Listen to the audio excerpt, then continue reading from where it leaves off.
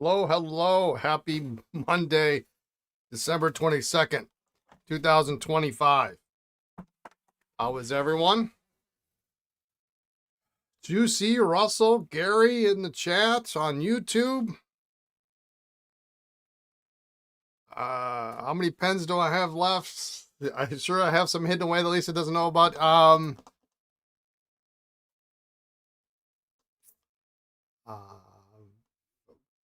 I plead the fifth.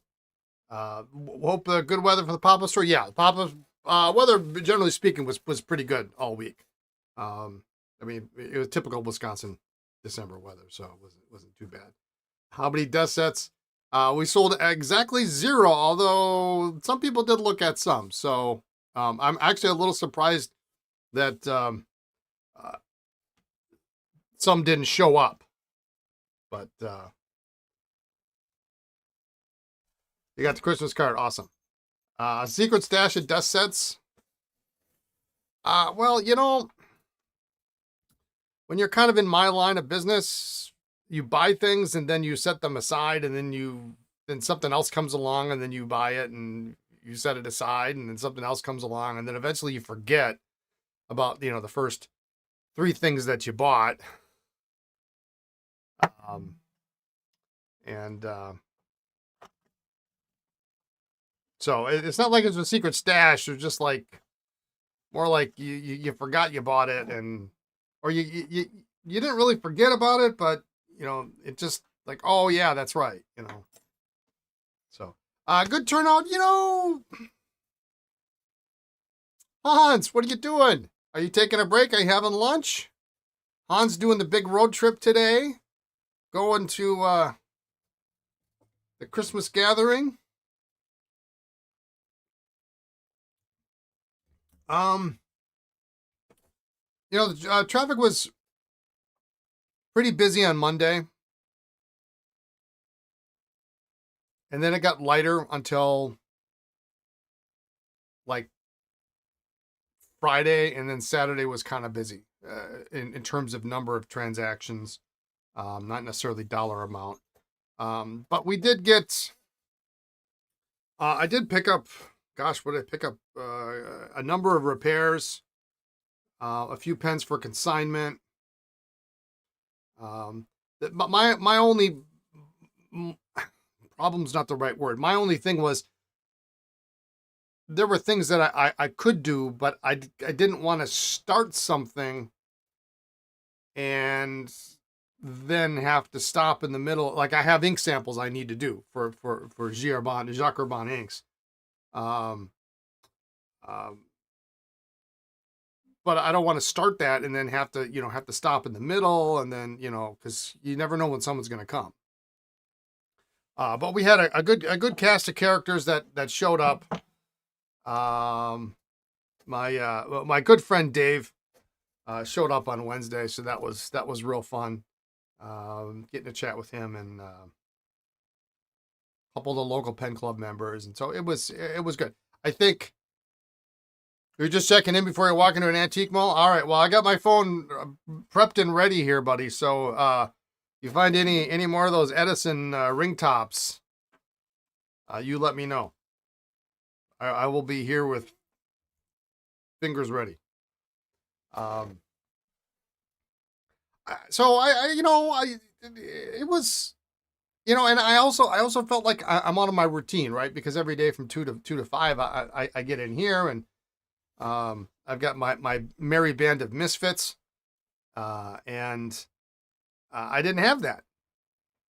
I did sneak in two pen repairs last week, and got those done, but they were really, really quick things. I did get a collection of pens in on the previous Saturday, and that was exciting because we had been. This was like the deal that never ended, and I kind of want to go on a rant just to get this out of my system, and my hair's all wackadoo because I just got in. I was running some errands. I've been trying to use a new app for wire transfers, for one of my vendors who's overseas, and I tried to use, and I feel terrible, and I even feel terrible mentioning this because it comes recommended from a very good friend of mine who's had immense success with it. It is not working for me. Using Wise, and it has been the biggest cluster. I haven't ever, like, they take the cake as far as the worst customer service ever. They can't seem to get me verified, but then they can't tell me what documents they need to verify me. And when I give them those documents, then they say, well, it's 1 day. And 1 day goes by, and then they're not ready. Oh, well, it's 1 business day. Okay, fine. Next day, nothing.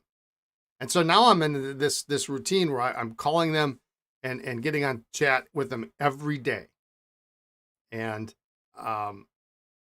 transatlantic homemade pigeon would have been faster. I started this process 4 weeks ago. 4 weeks ago. And I literally was on chat one night, and the agent gave me a link. Oh, well, here's a link to what you need, the documents you need. And then I clicked on the link, and there was nothing there. Like, well, it's not working.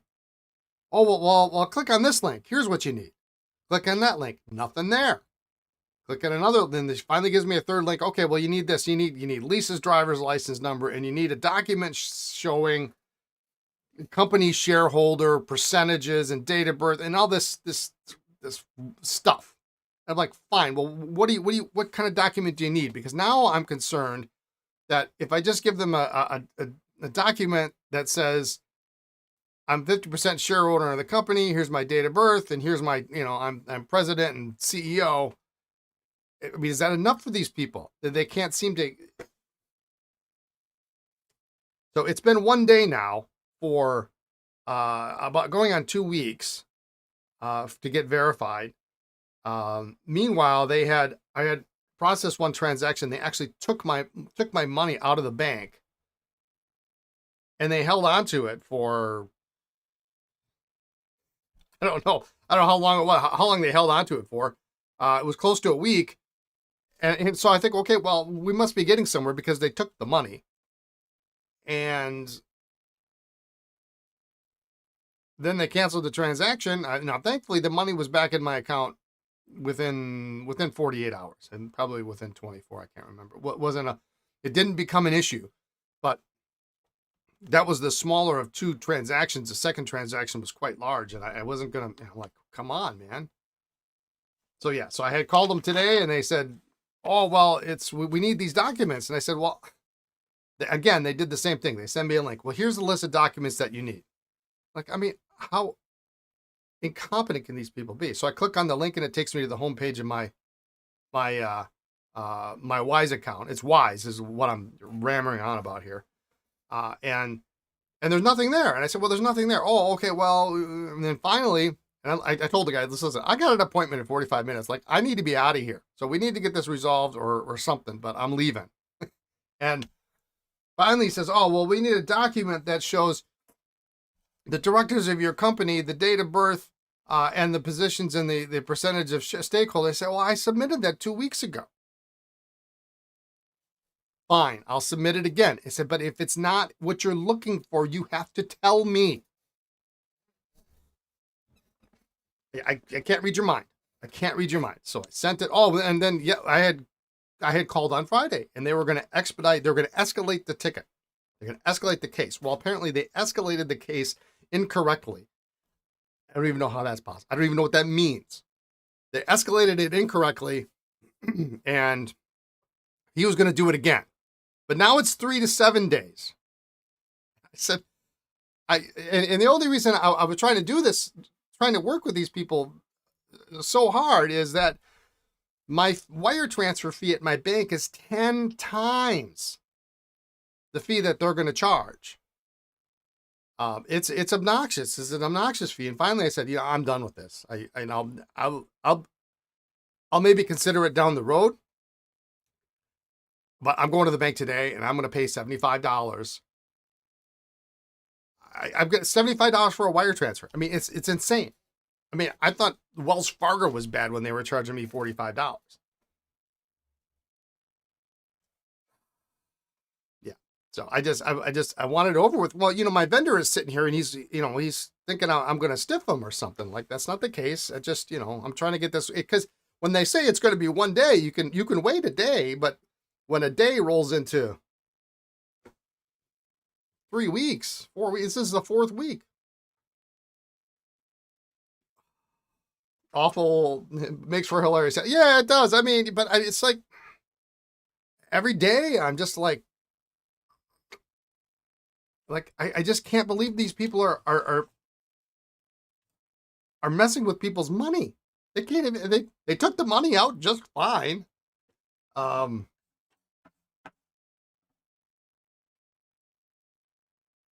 No. We're good, Hans. We're good. We're good. We really are. I just needed to vent. All right, go buy some pens, buddy. All right, I'll talk to you later. I just needed a vent because it's just so frustrating when they won't tell you what they want. And it's like, what are there 4 people that work here? Dustin, happy big holiday week. How are you? I got your obsidian is all packaged up, all ready to go out tomorrow. Unless you want to stop in the shop, but I got it ready to ship out tomorrow.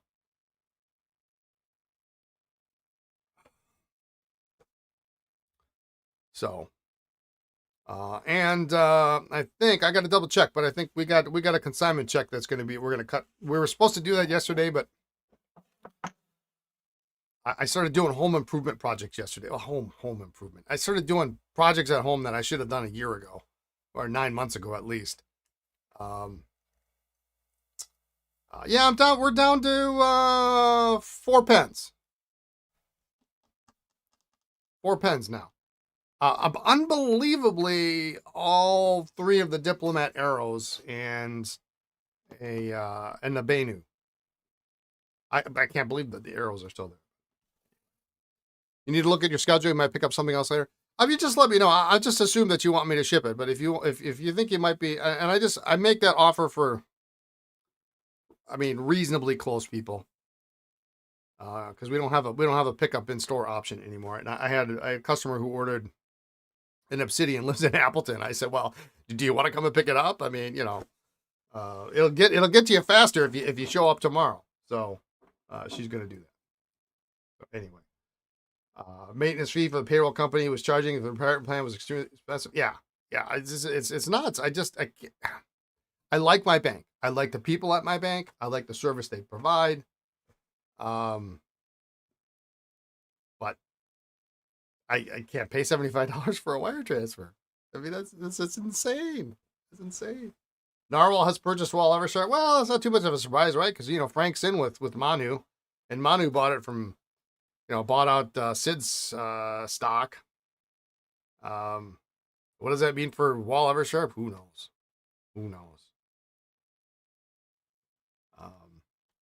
Anyway. All right, I got some pens, some customer pens, a lot of them actually. 3, 4, 5, 6. I got 7 of them in. So maybe we should start taking a look at those.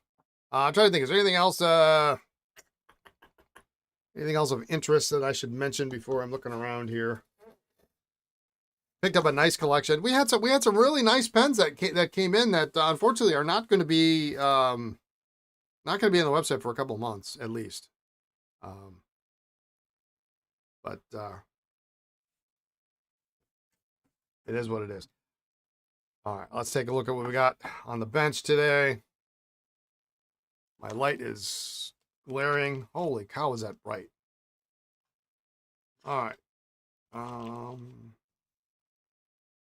We're going to do this.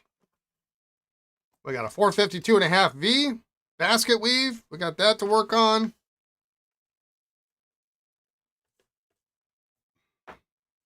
We got a snorkel.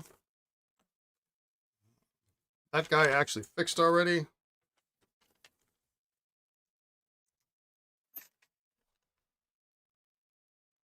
Refill doesn't work.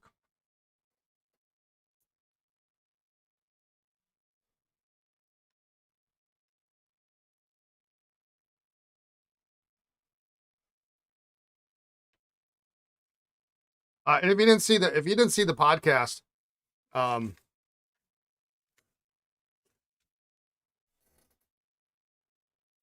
you trim down your inventory of items that you don't put on the website during the pop-up? I didn't sell a whole lot of that stuff. I sold like 3 pencils and 1 pen. But I mean, that's 4 pens I don't have to shoot. I mean, and I probably never would have the pencils. I probably never would have put on the website. Did the Phil Call pens sell at your walk-in set? And they did not. I still have 2 of them. Actually, I have a third, but it's a really nice one, but it's in a state of disrepair, and I got to figure out how to fix it. So I do have the 2 Phil Calls. I think they're new old stock. They're extremely colorful. They're like orange, black, yellow, blue. I mean, they're all colors of the rainbow. But anyway, if you didn't see the podcast, I'll show this off because this is just too much fun. So my buddy Hans sent this to me. He sent one for Lisa too. This is a Sheaffer, no nonsense. But he has an engraving machine for the original type of machine that was done for Sheaffer snorkels and touchdowns. And then he threaded this section so that it fits an Esterbrook nib. And so I've got a Sheaffer no nonsense with my name on it with an Esterbrook nib unit in it. It is a super cool pen. And I love it. It's fantastic. And then Lisa got one too. And then she had an optional ballpoint adapter in it because she doesn't really use fountain pens at work. So, all right, I got that guy. This I don't need. So I'm gonna have to do a little bit of maintenance here so I don't get these mixed up.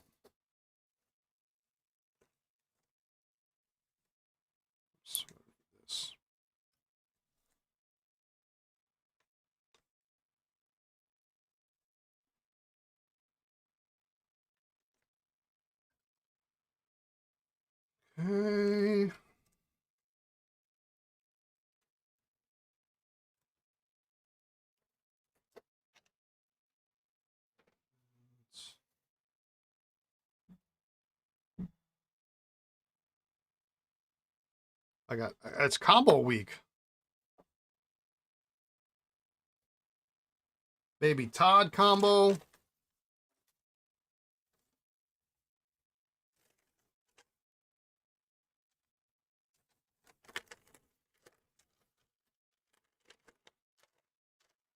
And there, 1, 2, 3, 4. And then I've got 3 more here.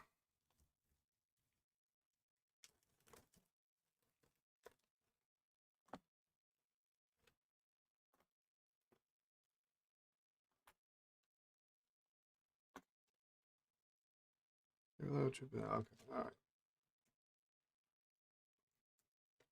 I've got those all marked.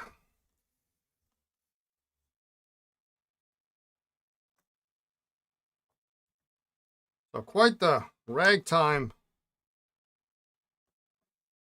group here.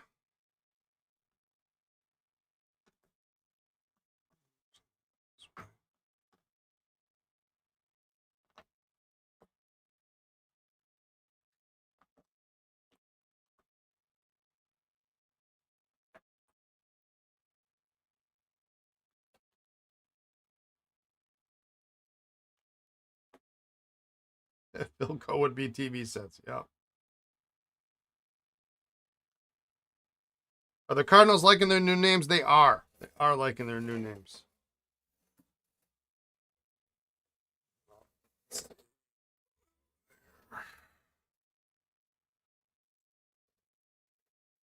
And we got some more Cardinals for the shop.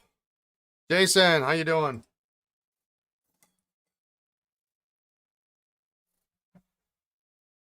So once we do these, then we can get back to finishing up I've got what we got some oversized balances and flat tops and stuff that we started 2 weeks ago.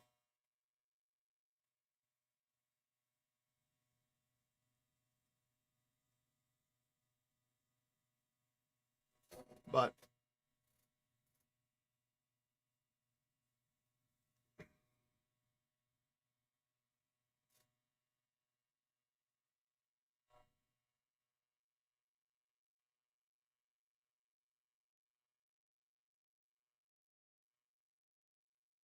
and I did get a nice collection of pens in on consignment. I showed a couple of them off on the podcast on Friday. Actually, it was, what was it, Thursday night, because we didn't do Friday.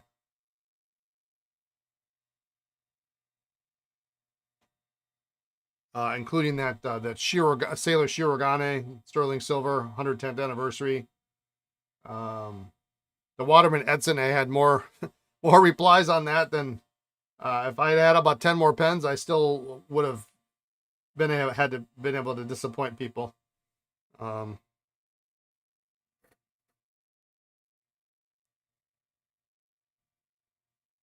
that's accounted for. The Shirogane is on hold.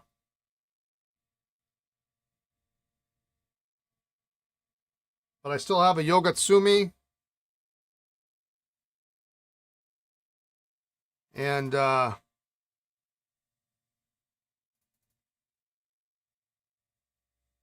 were also a couple other pens I didn't show. We've got a Homo sapiens in that sandstone, which is really nice. It's got the magnetic cap instead of the hook safe lock. Y'all should consider making the Diamond Ink Vent Cardinal ink the store ink. Was that one of the ink vent colors this year?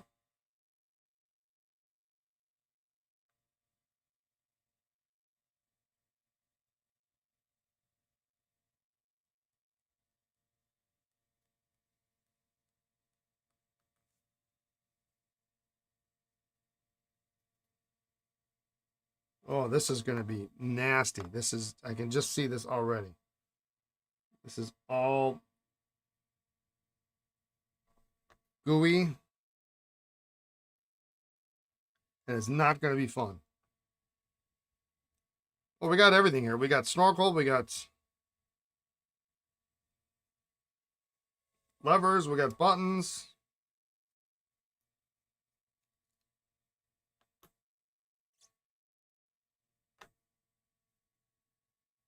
This one's got the original nib sticker on it, but thankfully it's well below.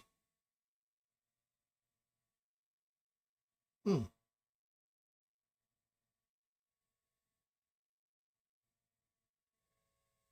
threaded juncture. Of course, this doesn't want to unscrew.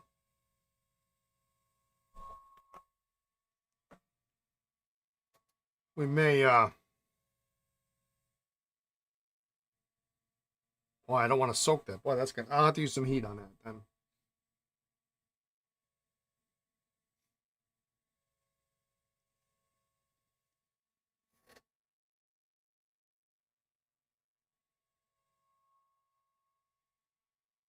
While I was gone, I did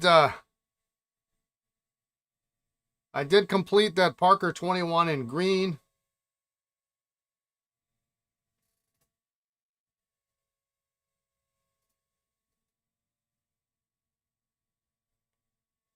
I managed to get very lucky and found a hood to fit that wasn't cracked. Cardinal was in the ink vent green pack from a couple years back. Oh, really? Sadly, they didn't cover the female cardinal. Well, the female gets screwed all the time, don't they? I really do appreciate that gold brown. Yeah. Actually, my the store color should be Sanford's cardinal, Sanford's pennant in cardinal red. I got a bottle of it around here somewhere.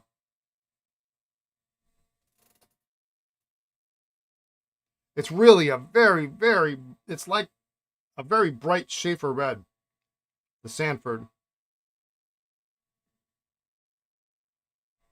But there does need to be a brownish Maybe with the red sheen or something to it.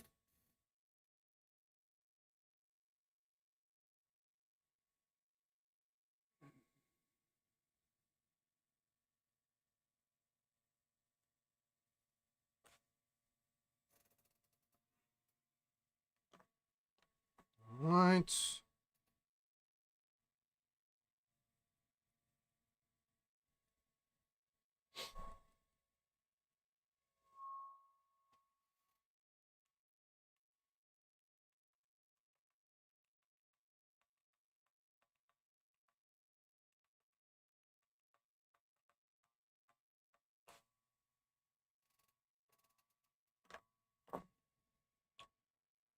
All right, this one is a diamond metal.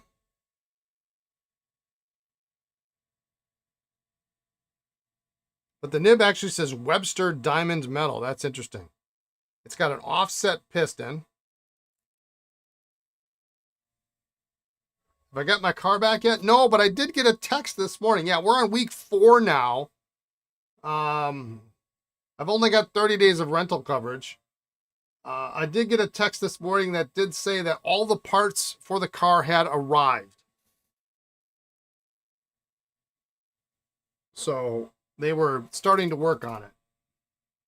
But because of the holiday, of course, who knows if it's going to be done.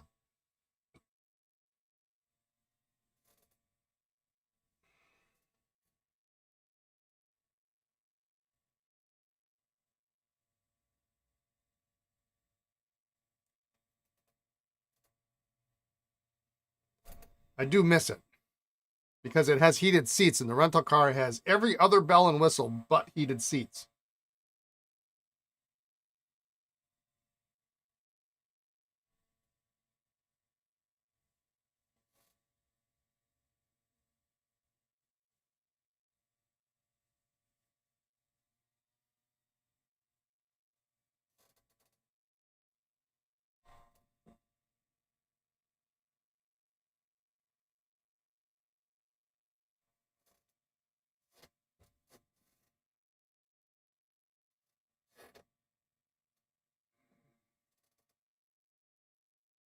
I might have to soak that one.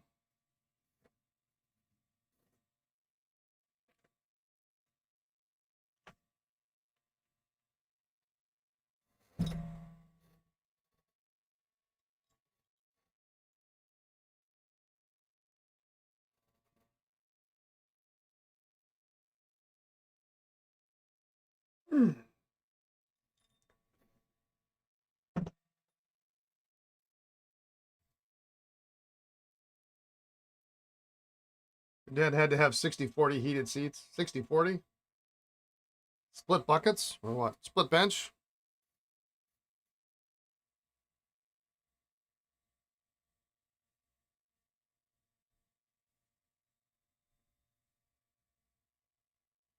All right, so this button on here is frozen.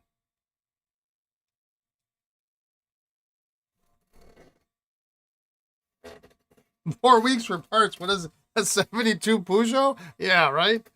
No, it's the 20, what is it? A 2013 VW Passat.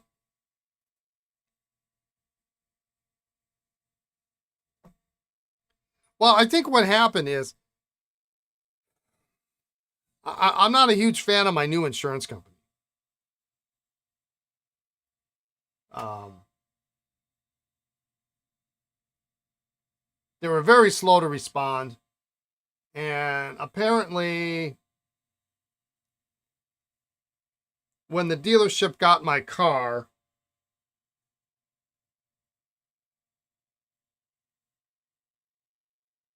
the service center, when asked by the insurance company if there was any body damage, said no. And then they discovered there was body damage. So then they had to wait and get an estimate on that. And then, of course, they're not using all VW parts. They're going to go, and the insurance company is going to get some, what do they call it? Quality use replacement parts or whatever from some other vendor, so it doesn't cost them as much. And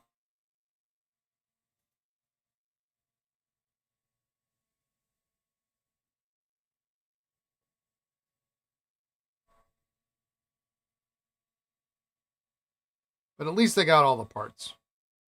I'm still not 100% certain that they're replacing the damaged tire.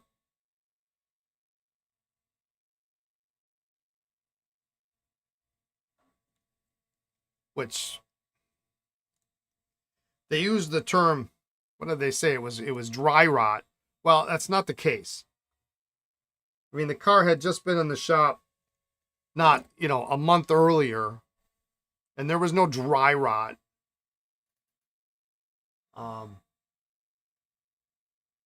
It was because the car hit the curb so dang hard.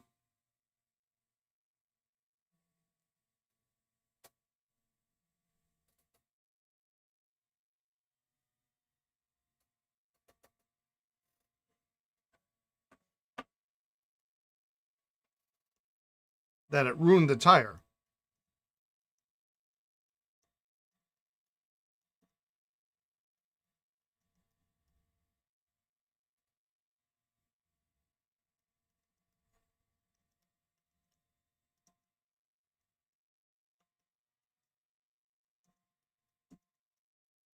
Sorry, I gotta type something out here.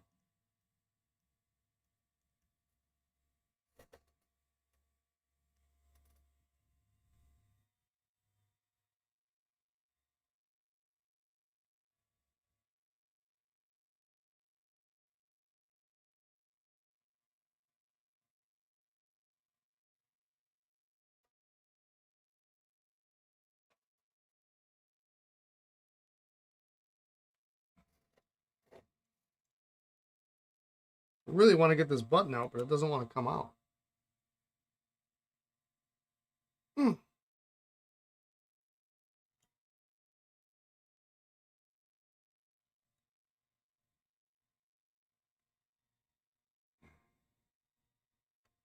There we go.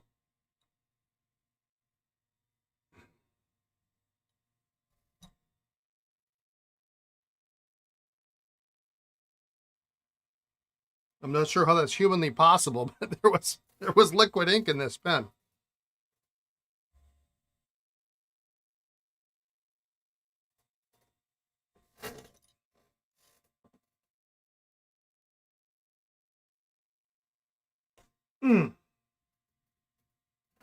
There we go.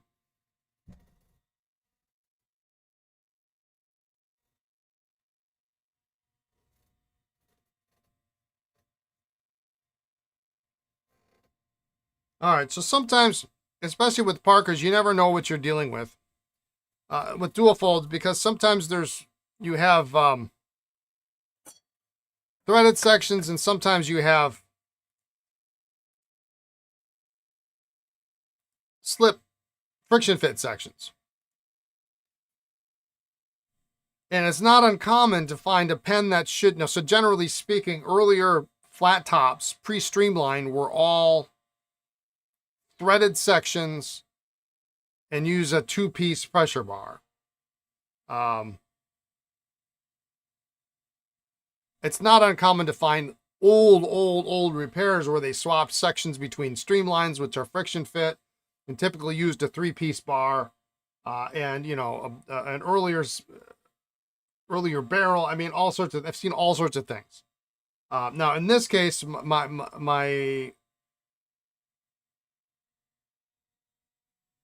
my best piece of information here is they engraved the original bars for slip section pen or for screw section pen. So I'm hoping, because this section is slightly out, that the pressure bar is accurate to what type of section this is. But it is just really not coming.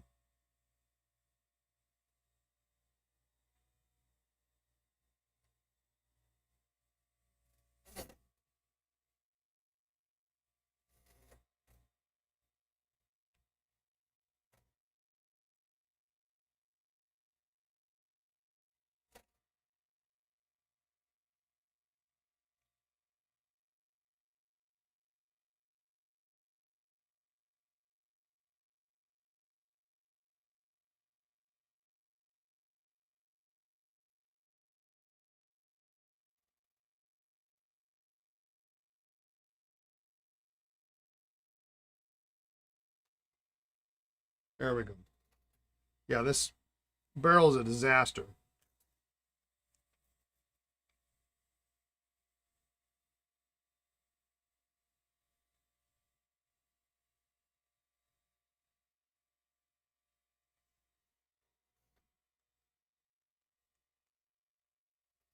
All right. Everything's apart except for this piece. We'll heat this up. Give me 1 second.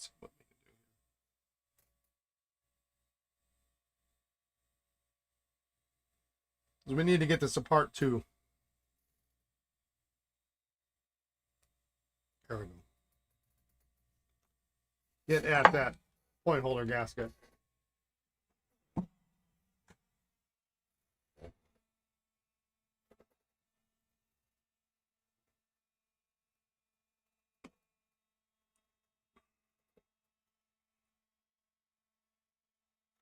Oh, well, I guess we didn't get this open, did we?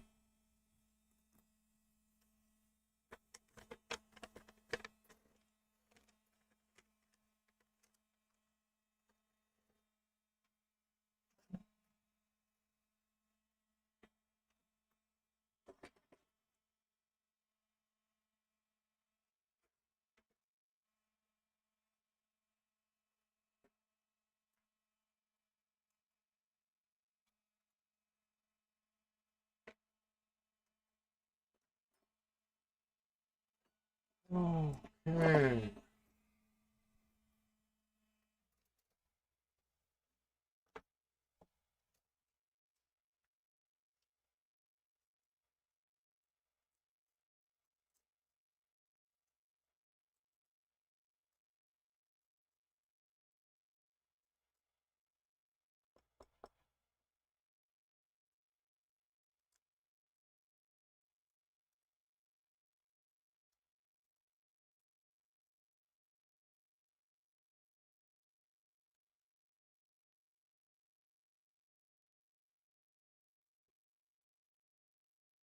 Oh, that's a good sign.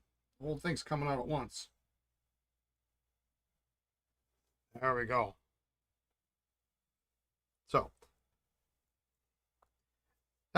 one thing I should mention is if you're doing a repair and this happens, and you can see the full end of the sack here, so now you got the whole thing out. I still encourage you to go in here and double check, because a previous repair could have just left sack remnants stuck to the barrel and just put another sack in.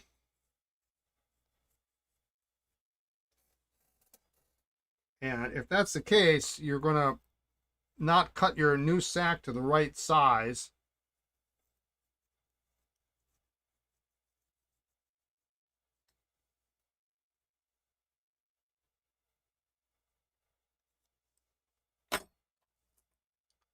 And you want to do it right.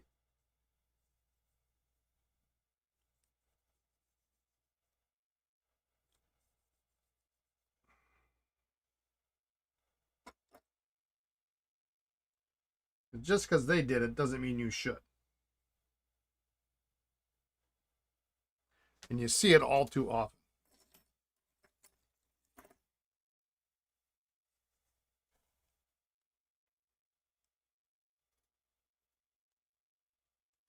But I'm thankful because this sack on the section nipple here is really icky and sticky, which could have made this so much worse.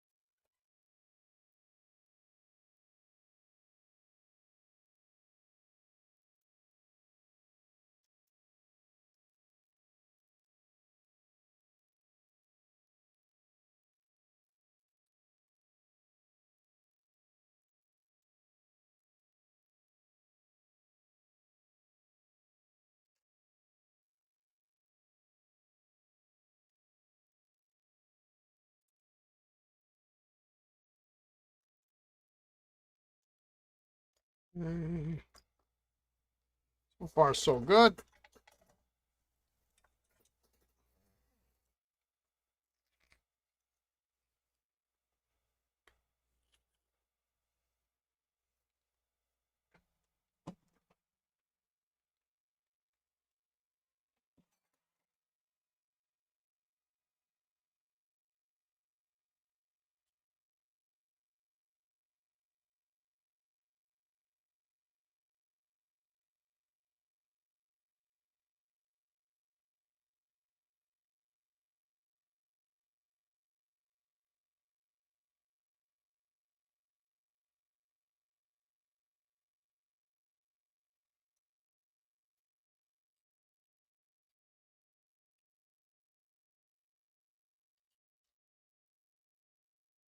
Hmm.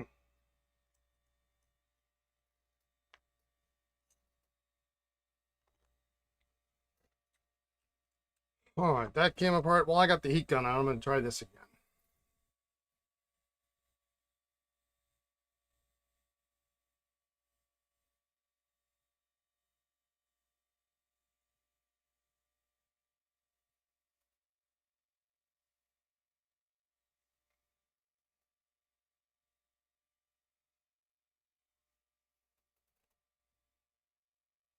And it looks like it's got some India ink on the nibs, so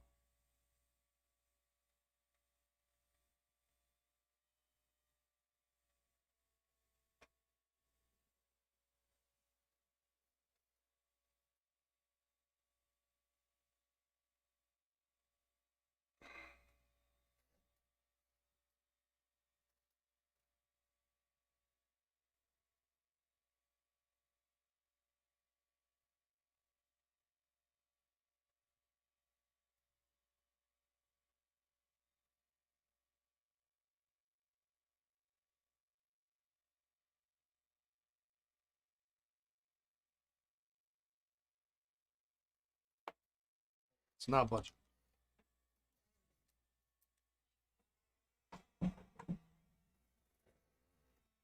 All right, let's start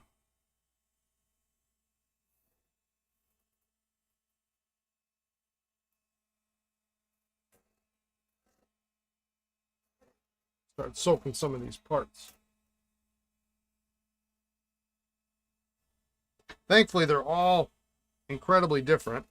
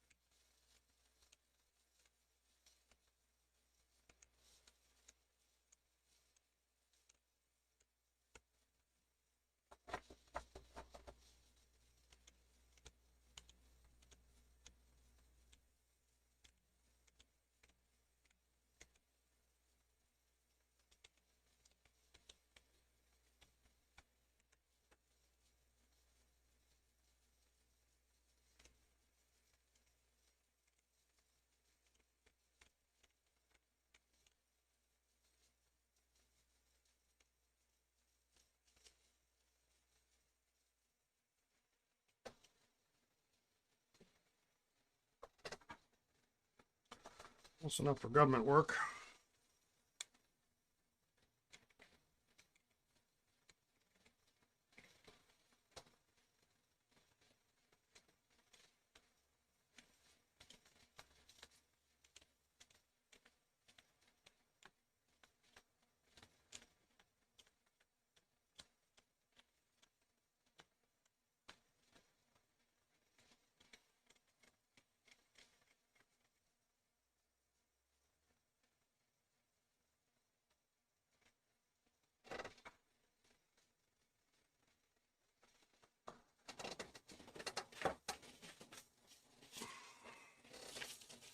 We'll put this in our little jig here.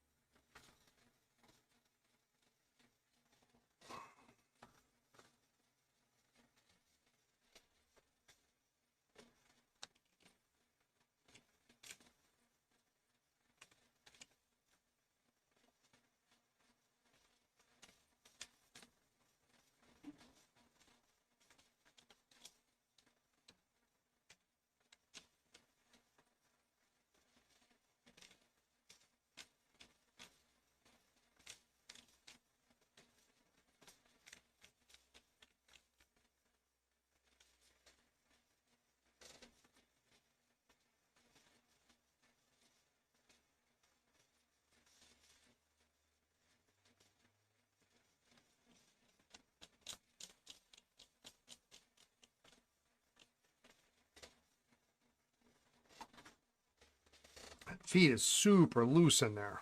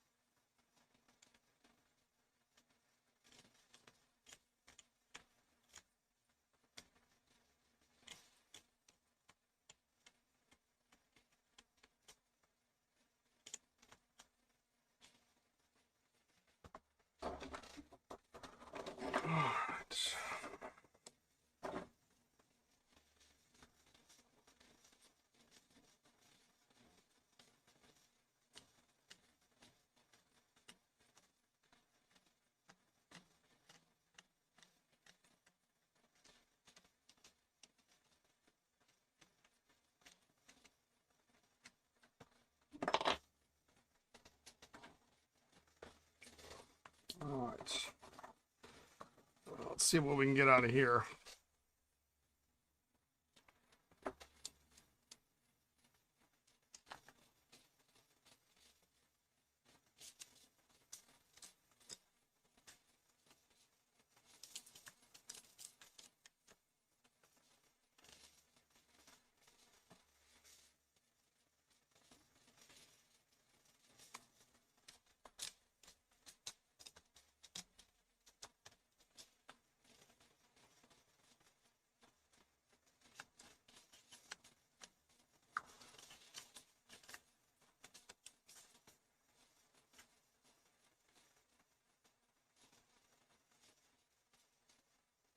So this is interesting because there's on this combo there's no it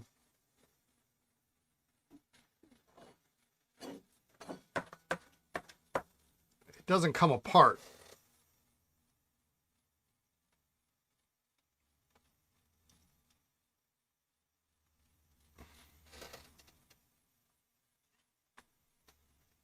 You know, normally you would see a seam here and then this would unscrew and then there would be maybe an eraser in it or something.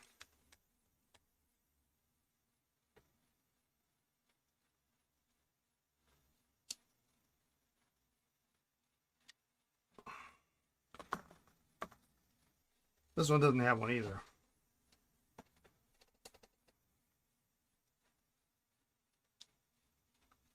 Well, there's our J-bar.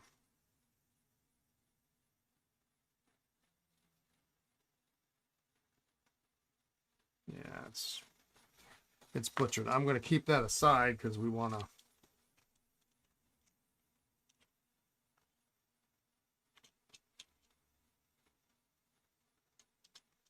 match it up. We're going to have to cut one,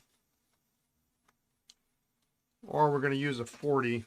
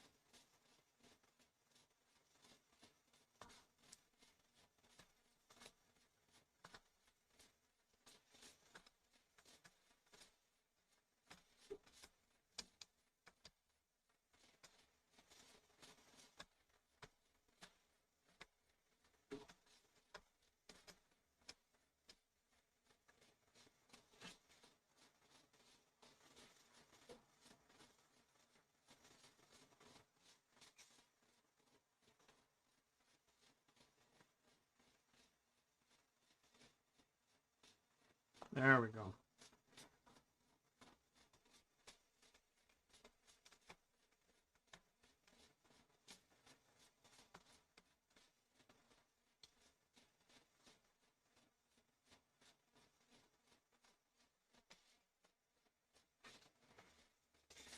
I'm going to soak this barrel because there's some sack residue on, there's a ring in there where the pressure bar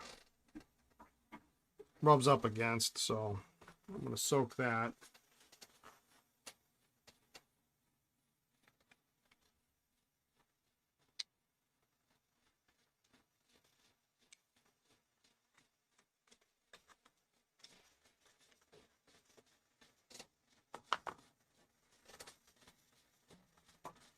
And that's what we got for sack residue.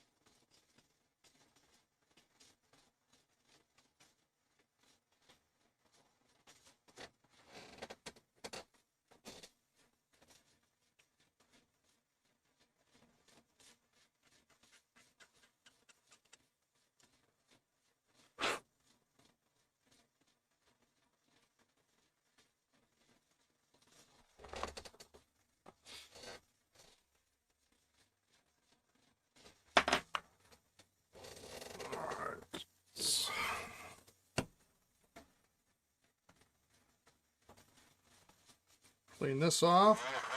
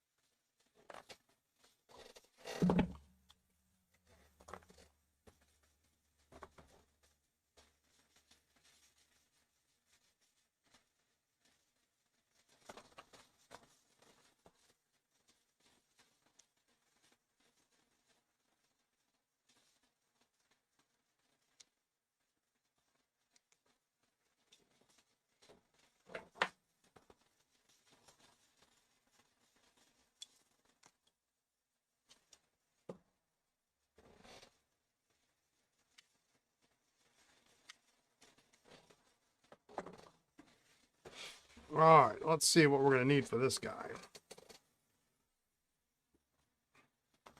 Probably about a 40 mil is what that looks like.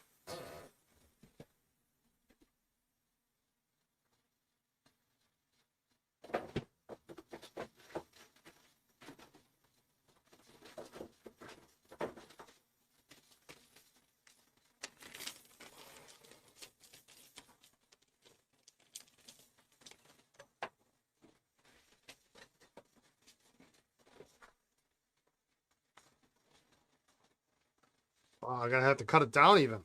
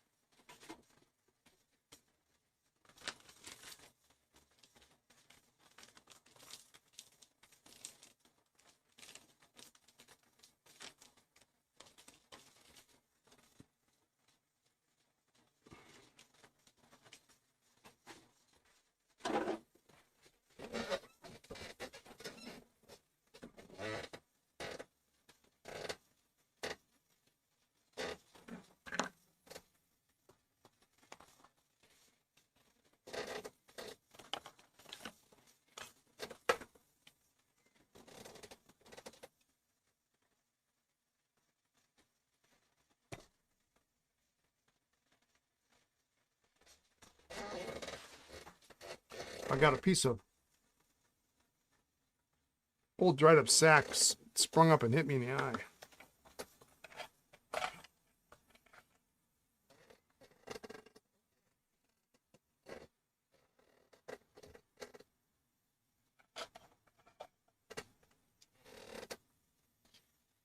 Oh, well, I guess it's helpful if you take that out, wouldn't it?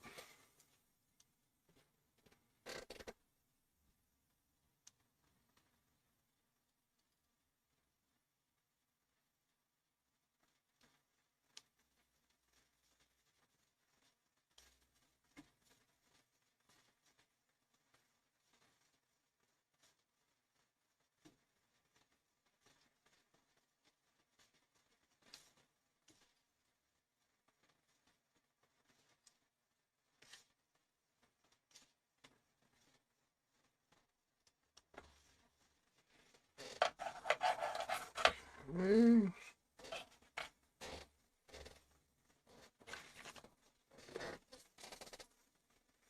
I've had a Parker 75 section soaking, alternating between Dr. G's and my ultrasonic all week. Absolutely will not flush clean.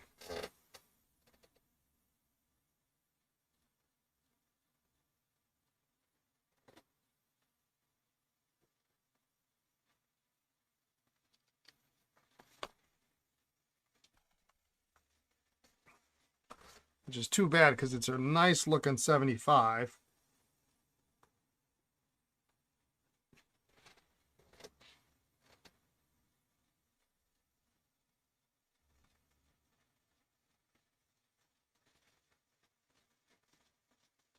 And I actually have a matching box for it. Because I found a stash of Parker 75 boxes the other day.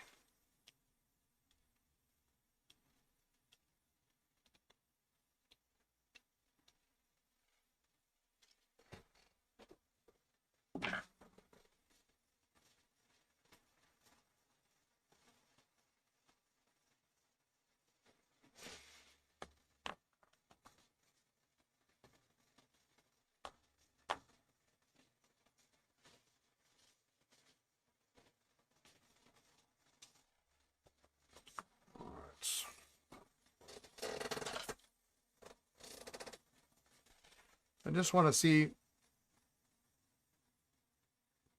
how far this will go in. Because sometimes you can get a longer J-bar in than the manufacturer put in, and it just works just fine.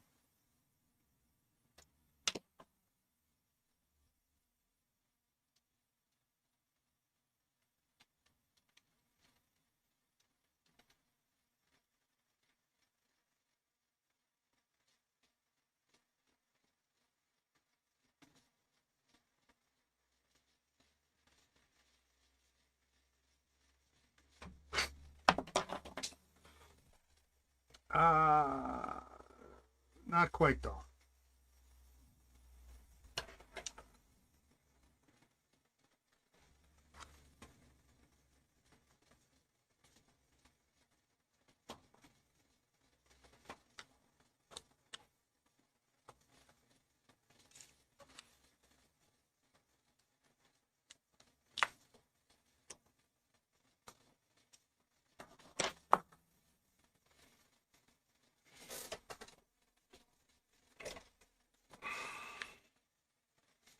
I thought when I bought these were complete overkill, but they've turned out to be actually a real nice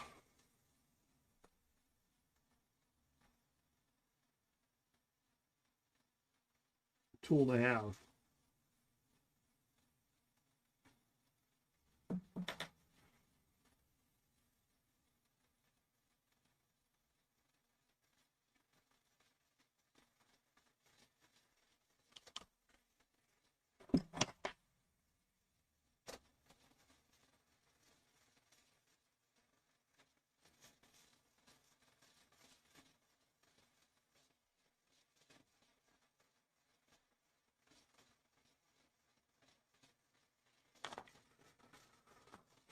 Let's try that.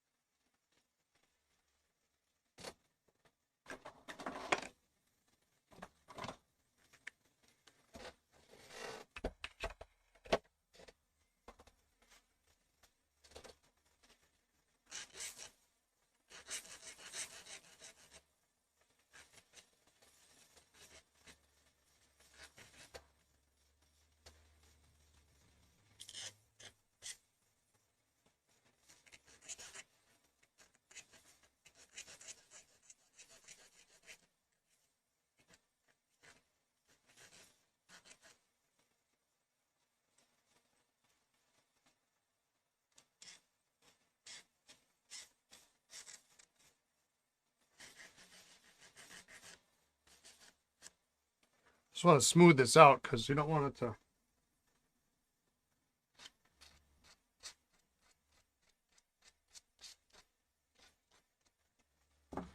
damage the sack.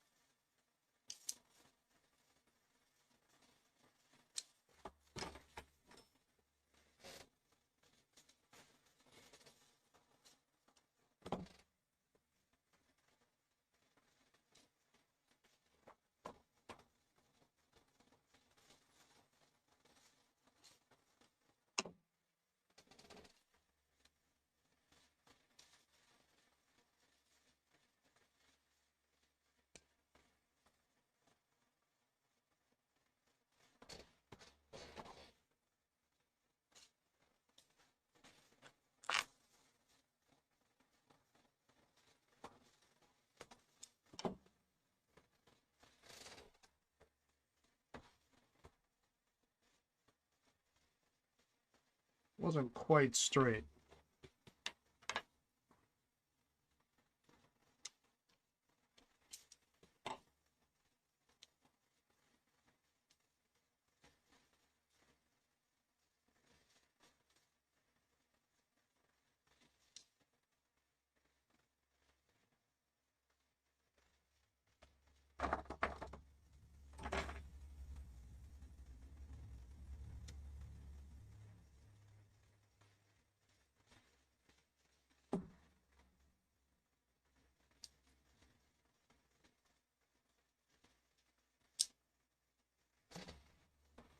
Okay.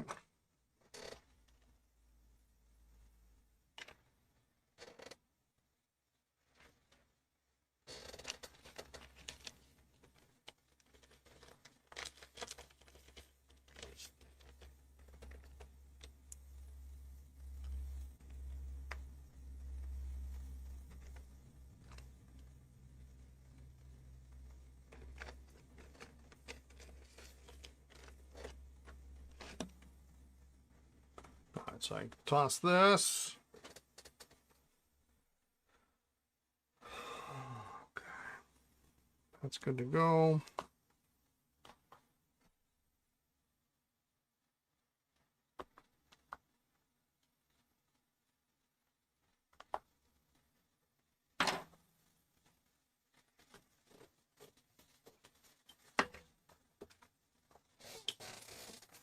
Let's see how clean the stuff is in the ultrasonic.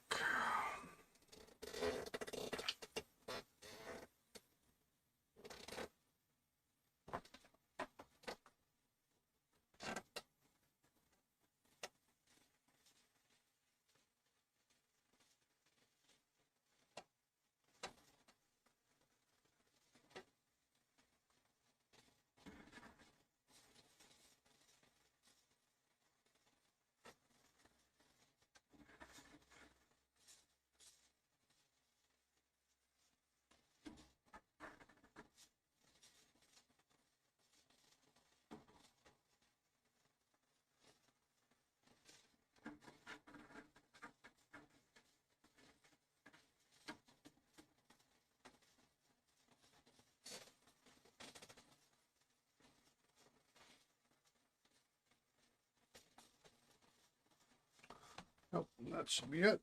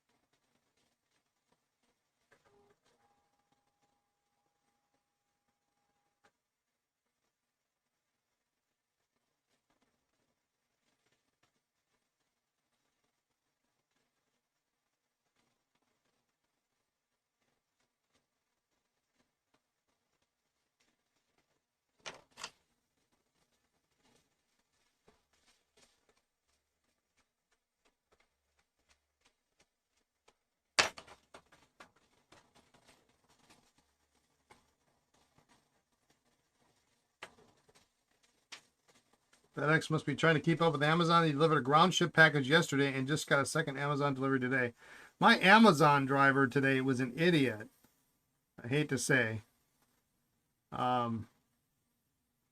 We have like a side door that nobody uses except for like to go out to the garbage can or the recycle bin. And then the two owners of the building, Lisa's boss and then the insurance agent, they park their cars on the side, not in the front. And they've got a back door out of the optometrist office. And And we had two. I had two large shelving units delivered today, and they delivered them all out. I mean, like they completely bypassed the whole the front door. Dropped them off way in the back, out of the way on the side. Like I don't even know how you would even. No one's ever done that, so I don't know how they would think that that was the place to go. I mean, you'd go in the front door, wouldn't you? I mean, I would think.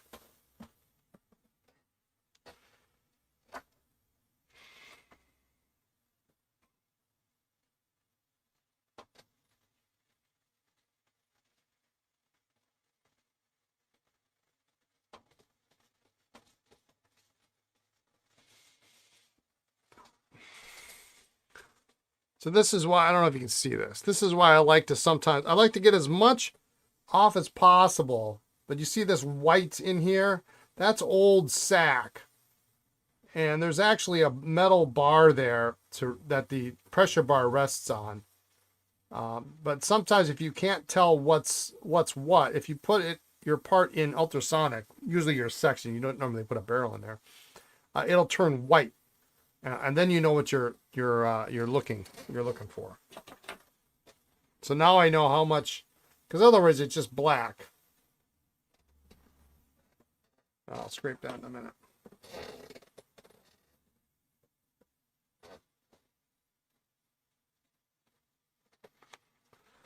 I can see that there's stuff left on there that I missed, but it was black before, so I was, just shooting from the hip.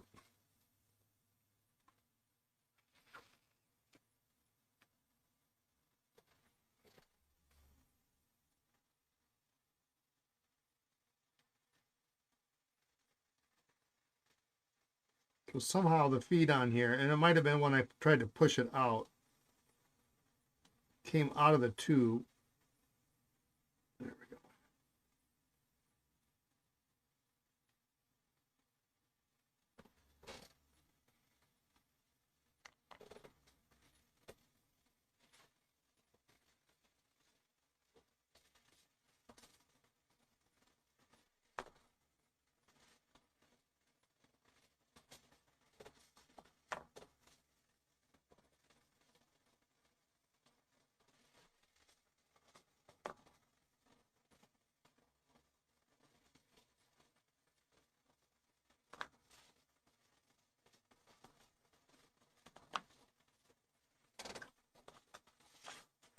So we're gonna have to reset at least a couple of these nibs.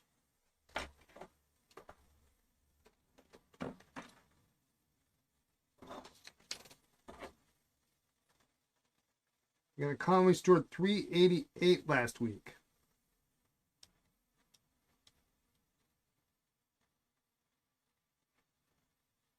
Is that the little somewhat smallish translucent jobs?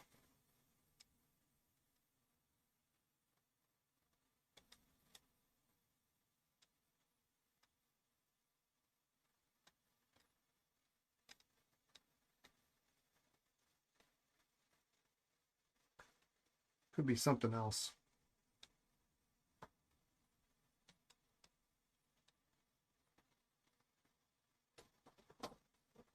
Oh, green marble. I'm thinking of something else.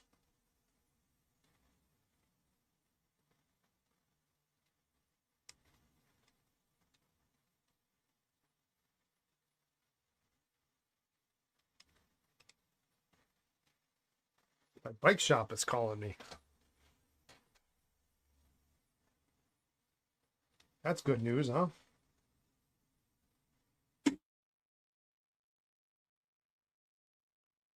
Bad news for the wallet, maybe.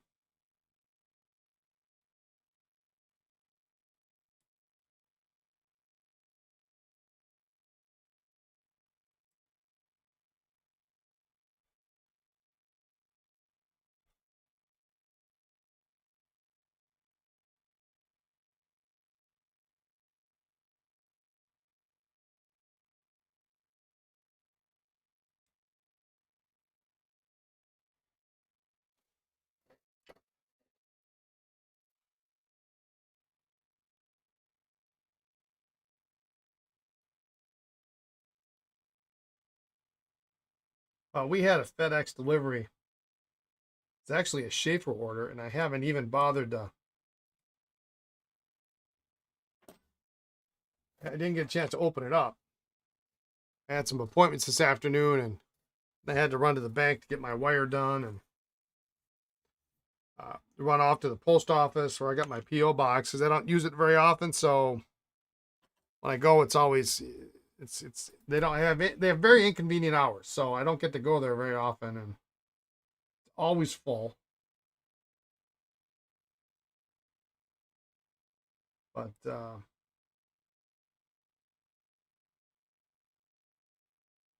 FedEx was trying to deliver a package yesterday to a business. Like, I'm not open.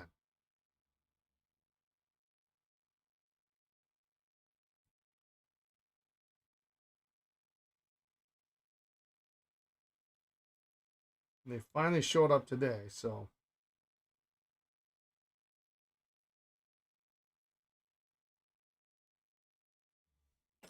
I actually don't even remember what I ordered.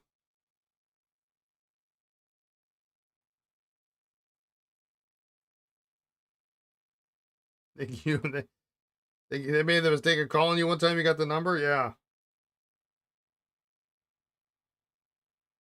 Well, yeah, we got the Lisa managed to get the phone number to our local Kakana post office, which is really hard to get. You get like the general Kakana number or the general number.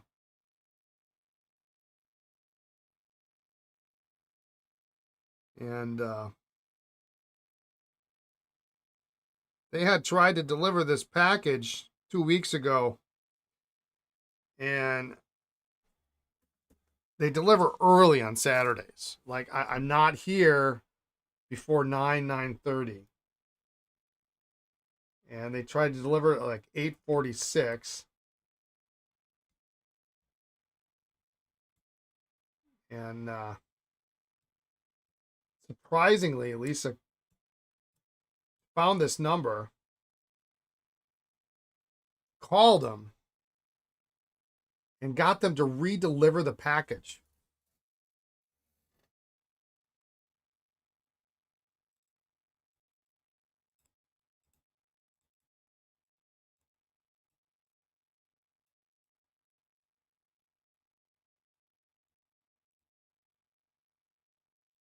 I just couldn't believe it.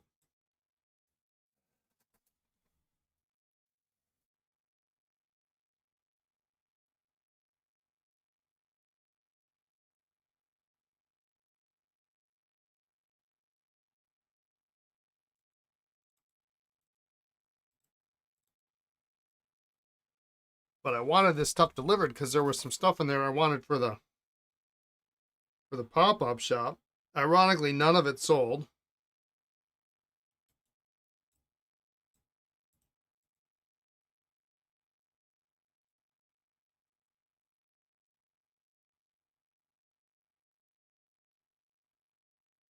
But a bunch of it's all cleaned and priced now, so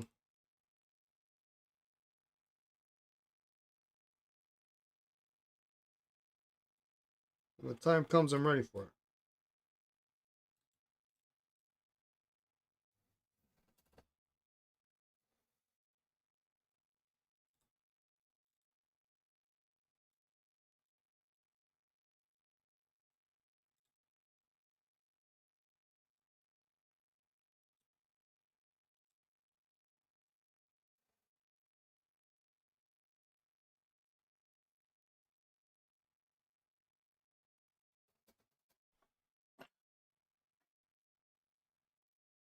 UPS delivered it twice.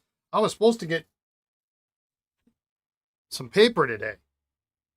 I've got some new Midori coming in, and it said it was being delivered today, but then it said it wasn't not even in the States. So Lisa's a champ. Yeah, I couldn't believe it. I was like, you got to be kidding me. I've never seen them. I've never seen the post office actually try to help a customer. They're like, yeah, well, we'll get in touch with them. We'll have them bring that back. I'm like,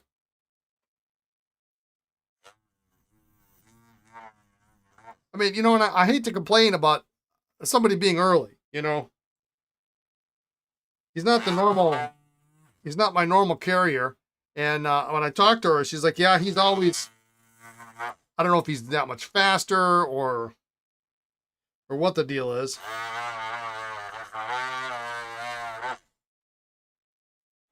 But I mean, I hate to call it a complaint, but on Saturday, I'm just not here I'm not here at 8:45.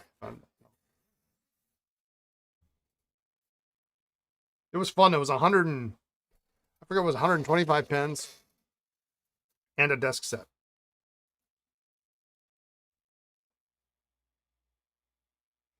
One desk set for me.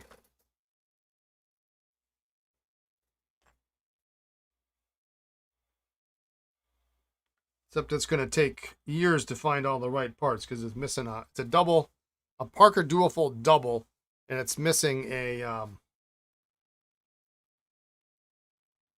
got an incorrect trumpet on it.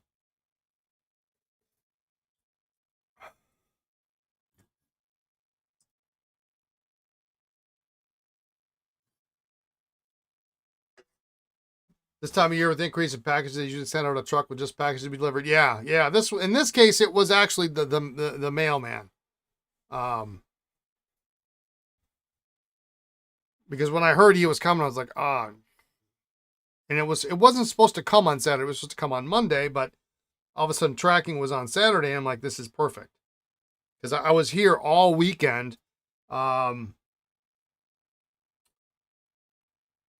Getting things ready. Getting pens priced. And I've got every single pen that I've repaired in the last year that is not on the website is all priced and ready to go the next time I want to, when I get around to getting it on the site.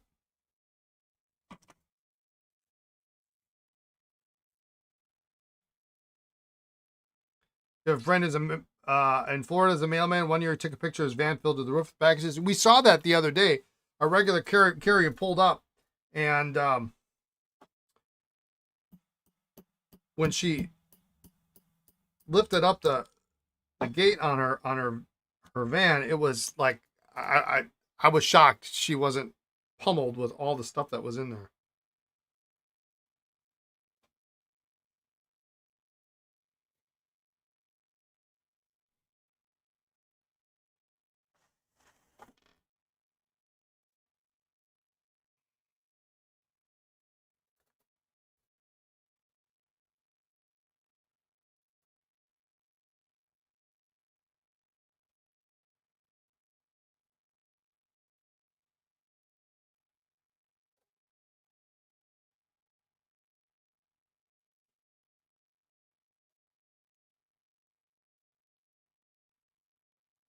So my preferred local bike shop has this cool thing that they do. She does 12 days of cycling Christmas and every year, and always got some pretty good deals. And sometimes it's just sometimes it's a light, or $10 off tires or whatever. And so the other day she had 20% off anything in the store, and so I called her up to get a couple things, and looks like I'm heading over there sometime today.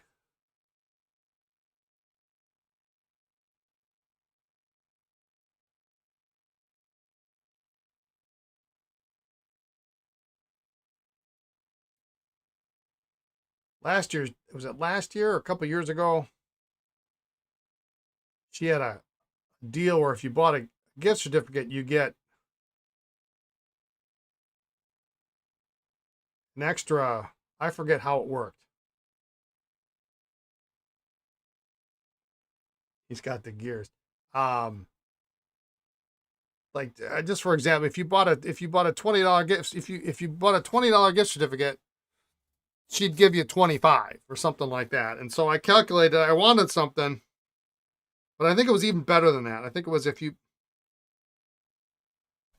was something crazy. If you bought a $50 gift certificate, only cost you 40, or I don't remember what it was.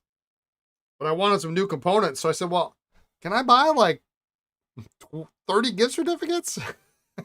She looked at me like, oh, shit, never thought anybody would want to do that.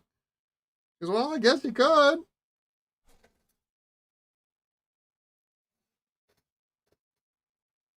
Because I was talking about upgrading some components.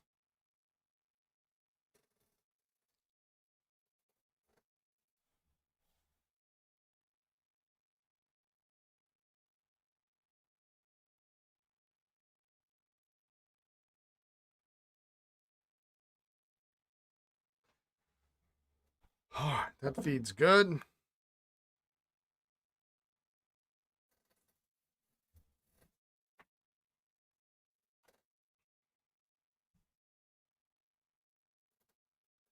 I wanted her to get me some new components this year, but it doesn't really do much with, like, I hate to call something 5 or 10, even 5 years old vintage, but you just can't get, like the cycling industry, that just something's out of date right when it comes out.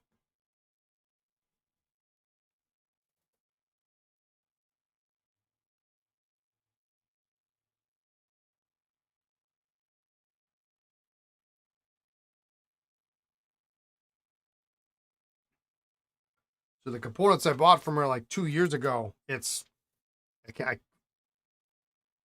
I can't upgrade them because the parts aren't available anymore.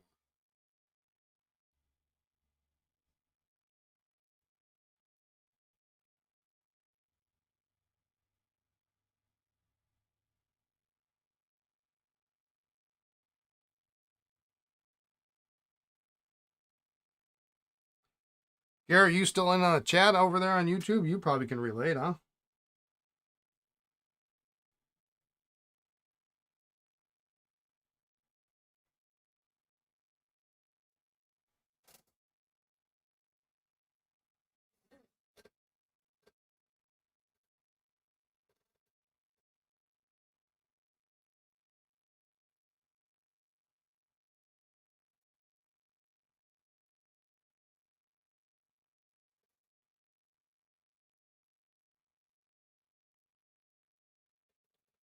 All right, that nib looks nice.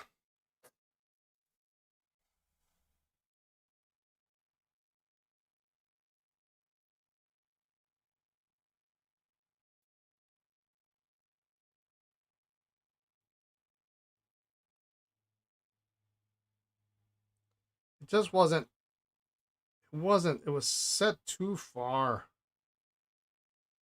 back of the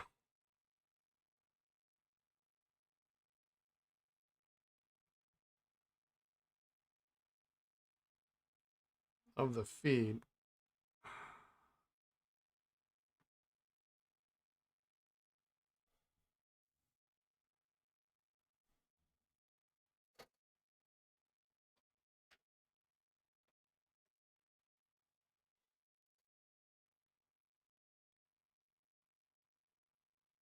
Man used to have us on different routes. Something, yeah, and that was the case. I know when I had my old shop over on Wisconsin Avenue, I heard the same story every time from every mail carrier, that it was the worst route in the city. It was the longest route. Um, and they did nothing to make it, that, like, it was so long that everybody who took it would just you'd be the new person and you'd get that route. And then the minute you got eligible to get, seniority to get a different route, they'd leave. So we were always getting different carriers.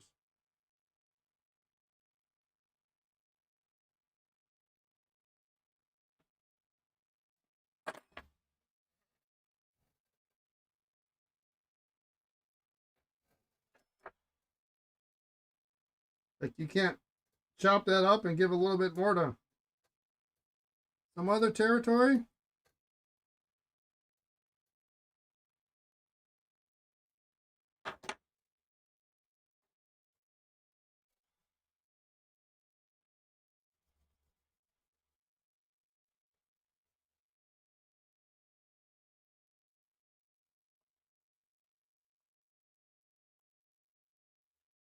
A mail carrier here has commented her the other day. She came in and she's wearing she had like little reindeer antlers on.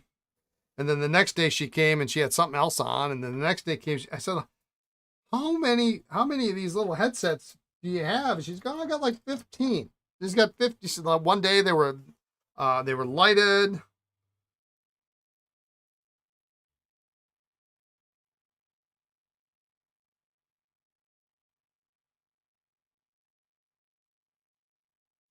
So every day she got a different thing going on.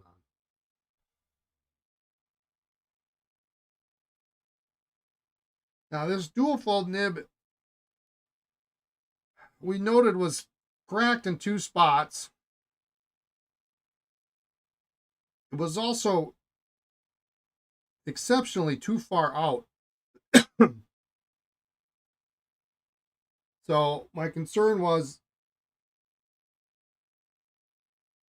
that it's going to crack again.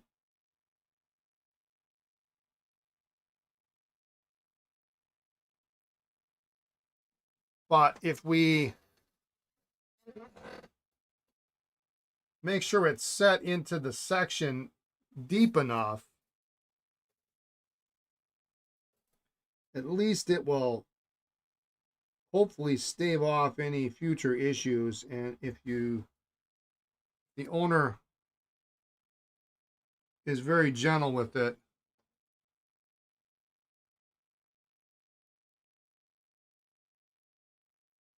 should be able to use it for some time.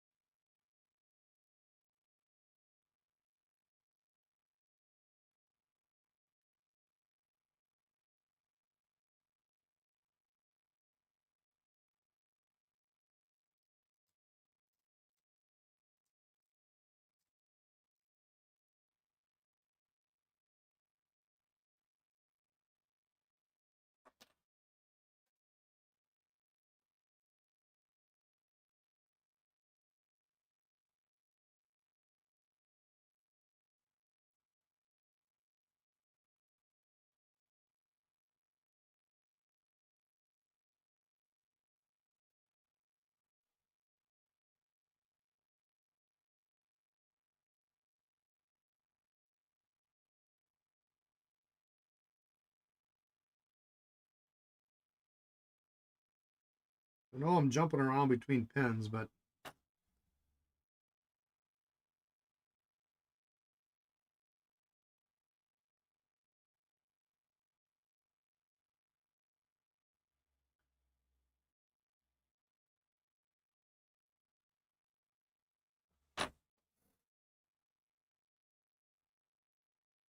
sometimes that's what you got to do.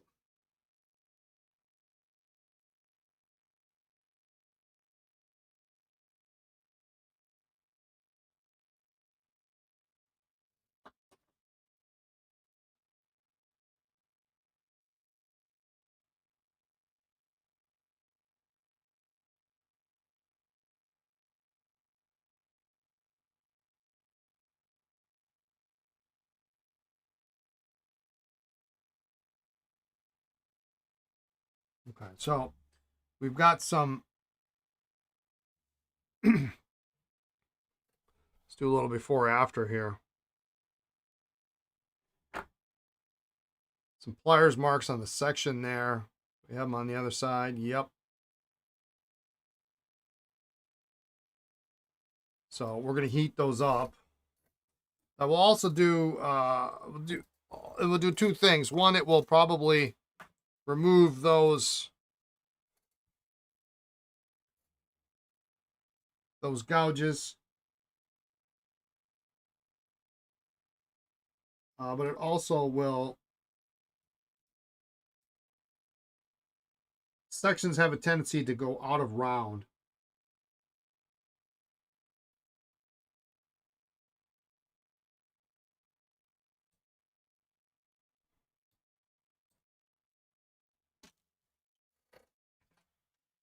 So it will end up, so they'll be a little bit more oval shaped. So, which is where sometimes you rotate if you don't mark sometimes I'll mark the barrel where the back of the nib is, the feet is, so I know which way it went in. But sometimes you can just rotate it and you can see how it's oval shaped, and you'll rotate it just to the point where you'll feel it slot in. So if I heat this up a little bit, it'll pop these out and also make it slightly more in round, which will put a better seal on it overall.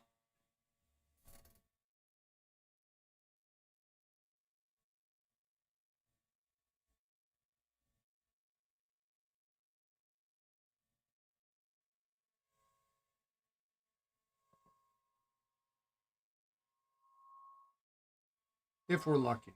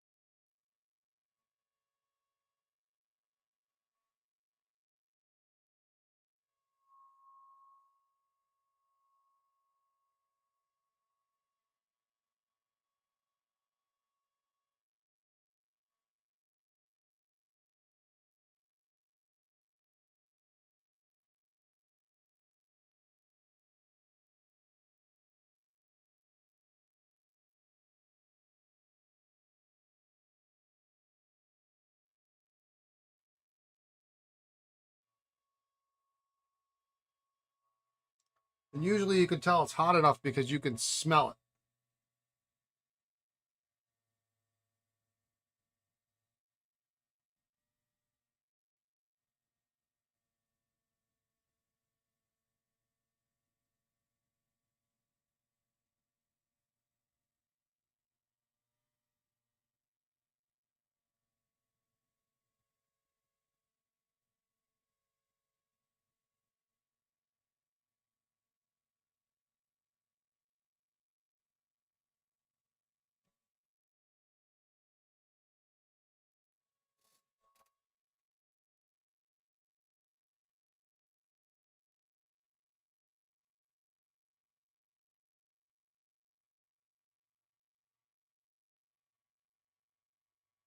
Takes a little patience,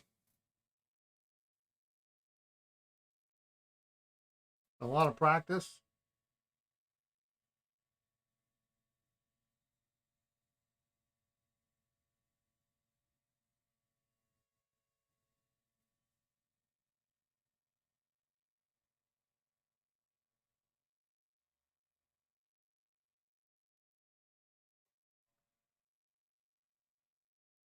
And if you've broken the surface of the rubber, then it won't respond back. It won't snap back. So if the pliers dug in too deep, then they didn't just deform it, they broke the surface. You're not going to have as good a result.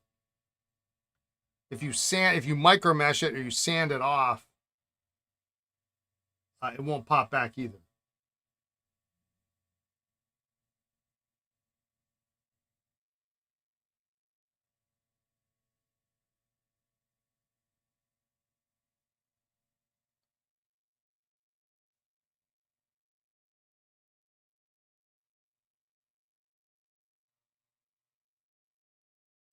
And it's not a terrible Need to go to the gym class. Have a good night. All right, sounds good.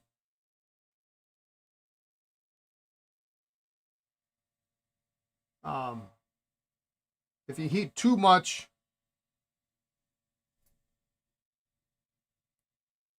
it will raise it from. It'll be proud of the surface, and then actually that's not terrible because then you can kind of micro mesh it down and it.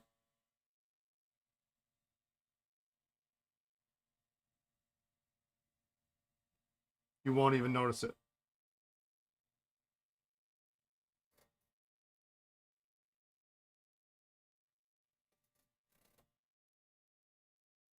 So I think these broke the surface pretty good. So a little micro mesh is just about as good as we're going to get here.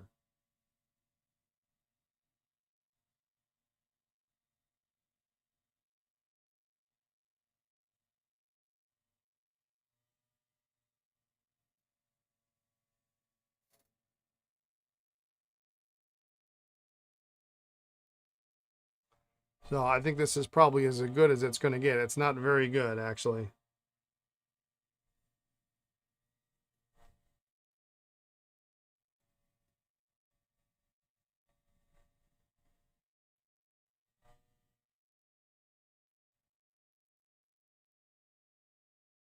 The side's a little better.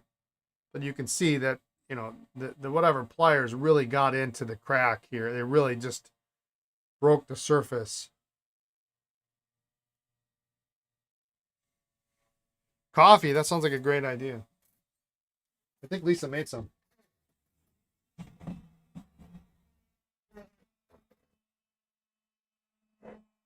Give me 10 seconds. I'm going to grab a cup of coffee.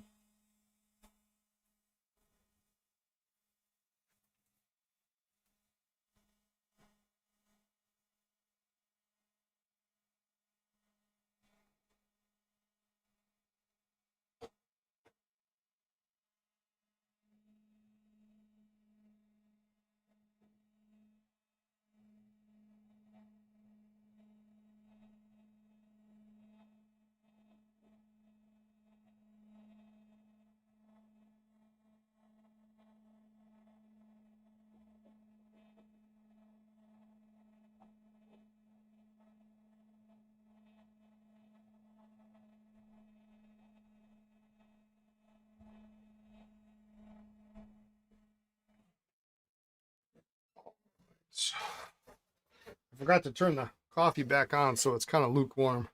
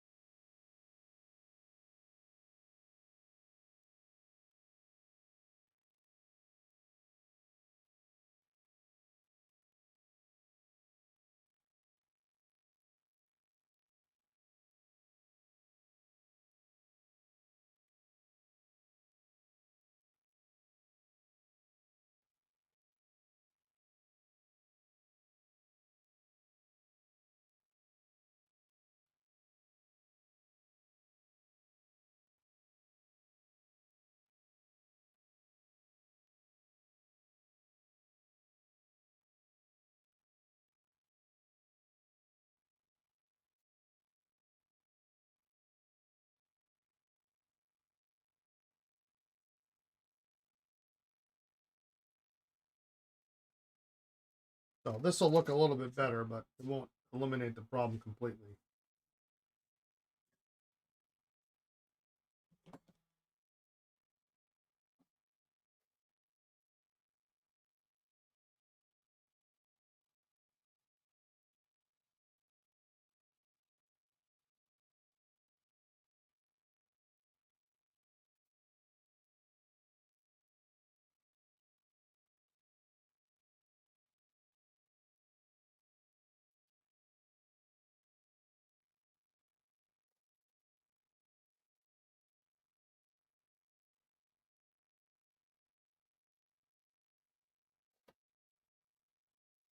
A little wabi sabi's not bad.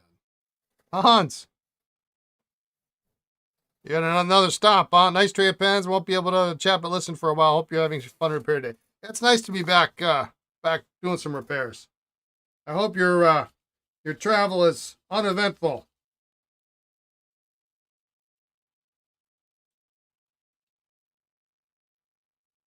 I tell you what, I think all the crazies were out today as I was driving around town. Whew.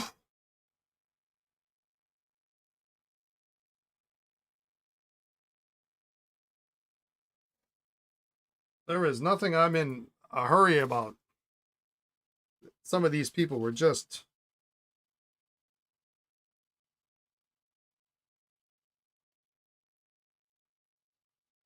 driving like maniacs.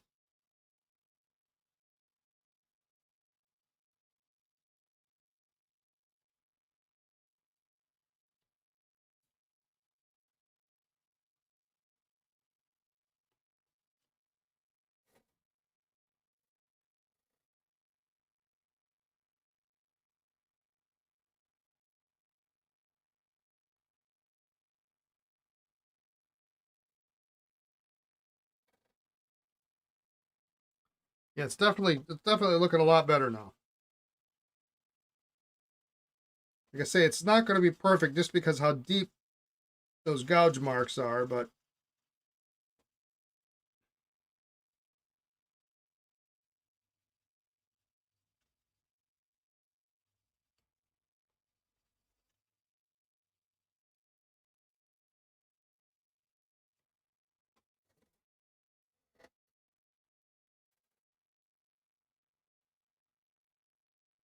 and they're on the side, so they're not necessarily super visible.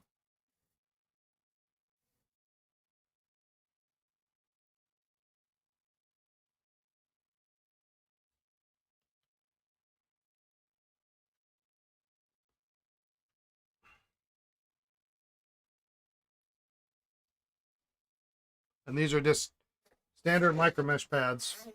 I use the 9 pack.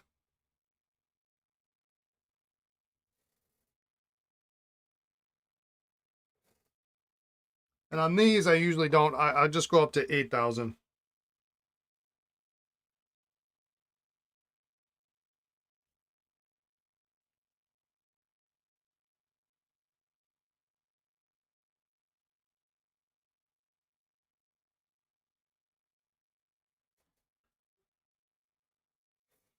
Wipe off in between.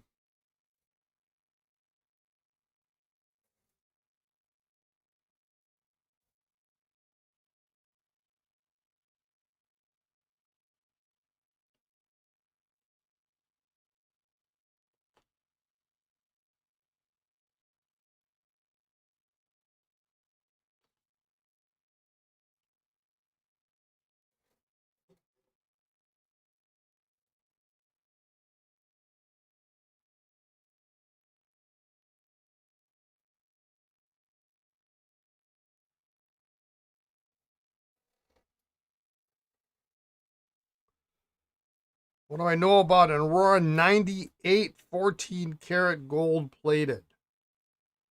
Is that the one where the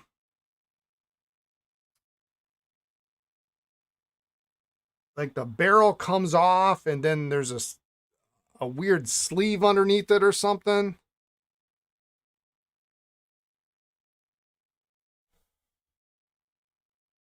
Almost looks like an H or an M.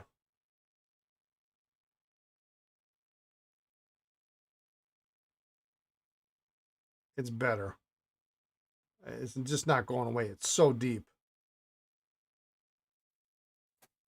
Yeah, I'm trying to think. I had one of those once, I think. And it was a funky, like the whole, it just seemed unusual. The barrel comes off in a weird way. Oh, a spring loaded converter. Well, then maybe we're not, I'm not thinking of the right thing.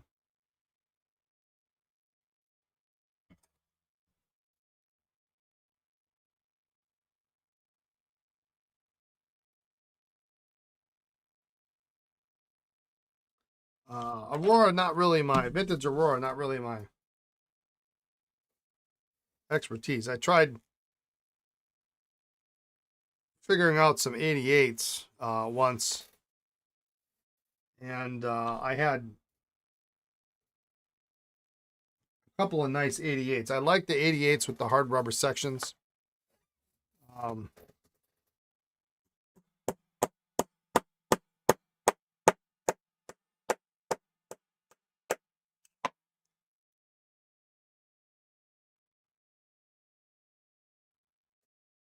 and I had two nice ones, and well, last year happened, and now I don't have them. So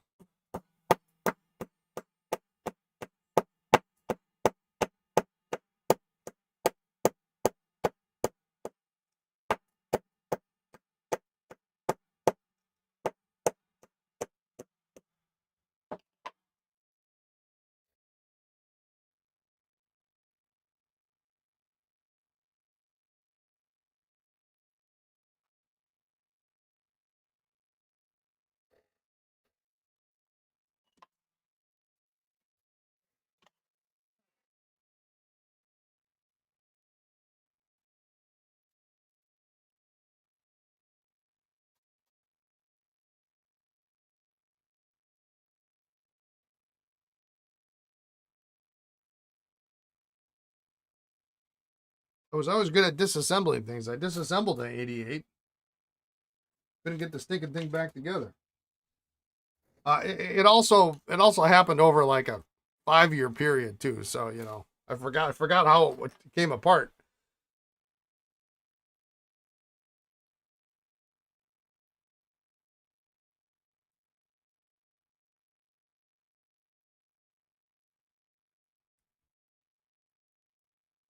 I did see something cool. Probably one of the coolest things I saw last week that somebody brought in was telling a story how they went through bin after bin of vintage. They were mostly ballpoints, and in the bin was a 1964 vanishing point with the original nib unit, thankfully.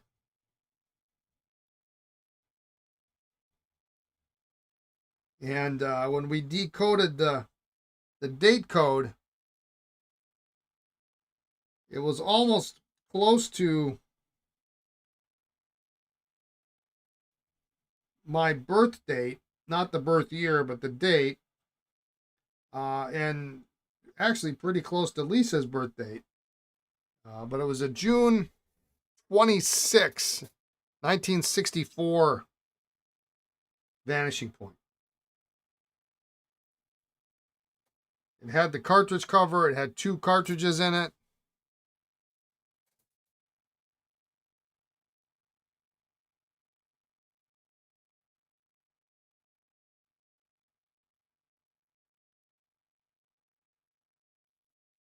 That was black, so it wasn't the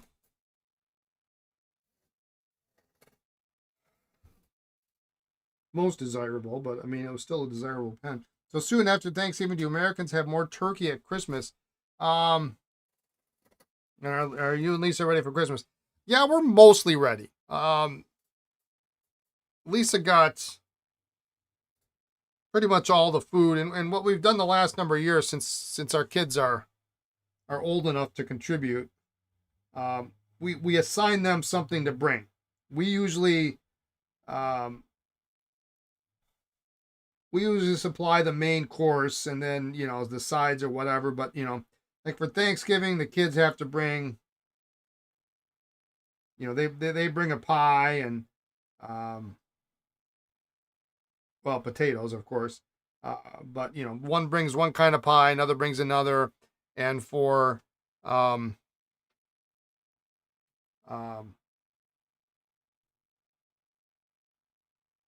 Christmas, we do. We've done something the last couple of years that my family has done for probably 50 years. Uh, well, not 50 years, but um, since I was very young, my mother always made lasagna for Christmas. And I liked it so much. And it was really an all day thing for my mom. It was really like a lot of work for her. But she didn't mind. She made it twice a year. She'd make it for my birthday, and then she'd make it on Christmas. Um, and and so that was that. We would never have it any other time of the year because it was too involved for it. Well, we decided that we didn't really want like ham, we didn't want turkey, and lasagna was a great idea. So now we do lasagna, and then afterwards we have a fun thing that we started a couple of years ago. I don't know if this is the third year, fourth year, I don't remember. Um, where we have an ice cream sundae bar, and then the kids bring. We tell the kids to bring, ice cream, and we supply. We've got sprinkles and nuts and different kinds of toppings that we can put on, chocolate sauce and whipped, ready whip and things like that. So we have a little sundae bar and we have a good time with that. Um, I think some people do turkey and a lot of ham, usually. But we found that, and we do like a ready-made lasagna that's it's actually frozen, and we just pop it in the oven and maybe not as fancy as homemade, but it's pretty good. It's 85% of the way there. Um, Super easy cleanup. Everybody loves it, and the food is really secondary anyway. We're just there to have a good time and to get through to the Sundays, I think. Um, Gold, silver, or brushed steel trim. Are you talking about? I'm assuming you're talking about the 64. It was silver, as I recall. I don't think it was brushed. It was your standard. It was just kind of your standard 64.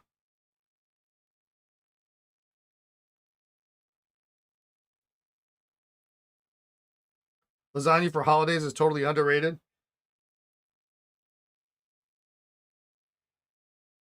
Yeah, I love it.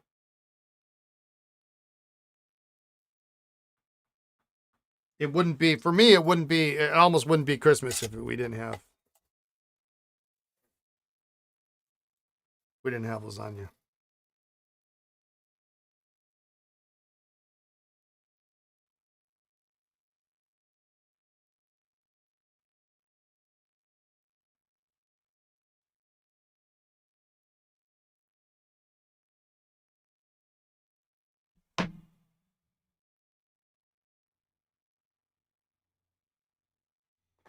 All right, now this pen has a problem.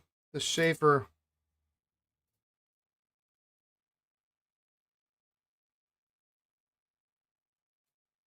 I think the inner cap may have shifted because it won't thread very well. Baked ziti is another good option. It's like the dump cake version of lasagna. You want to take lasagna when I come to visit you? Yeah. I don't know. I might have to stay for like, you better be careful because I might have to stay for a week after all the things we talked about that, your barbecuing, your grilling, your short ribs. I got to try it all. And then, of course, I'd bring all the Wisconsin beers you can't seem to get down there.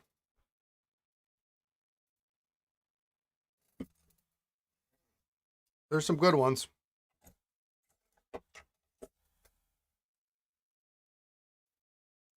I was going to send you some of that Kentucky tangerine but I just couldn't. I was afraid it was going to be too much of a mess. I know people do ship beer and stuff, but I'm skilled in shipping pens, not beer, so that's the extent of my expertise.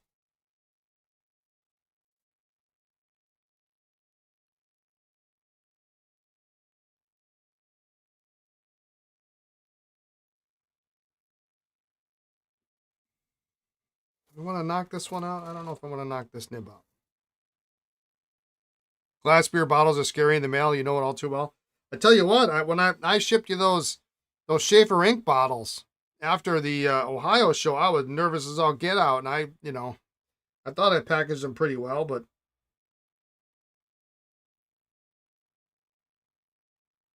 I mean, I guess it's no different than ink, right? I mean, it's liquid in a glass bottle. What am I so worried about?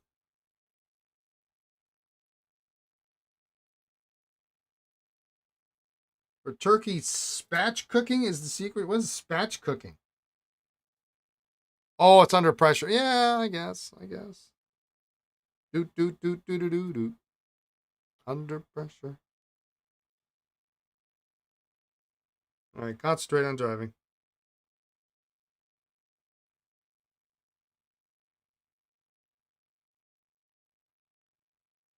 Biz bang. Yeah.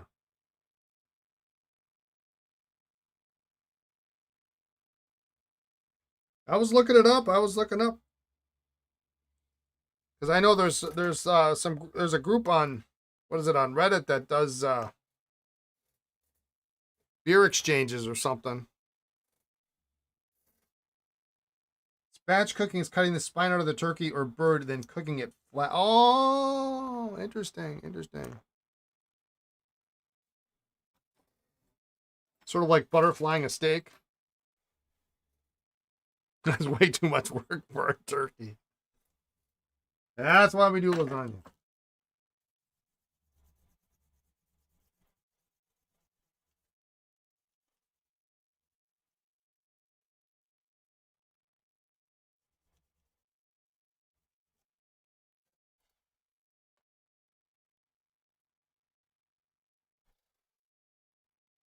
Used to be very active in beer trading. I'll tell you some stories sometimes. Yeah, that would be fun.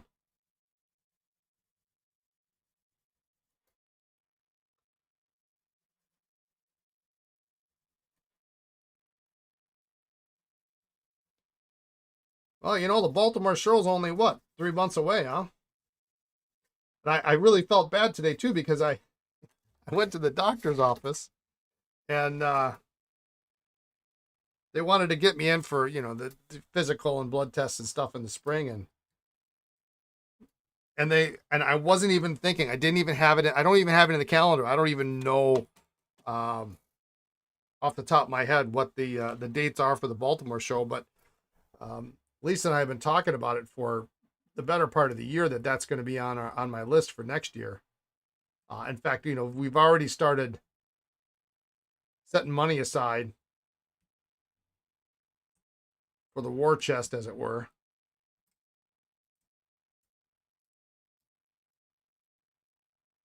because it's so close to.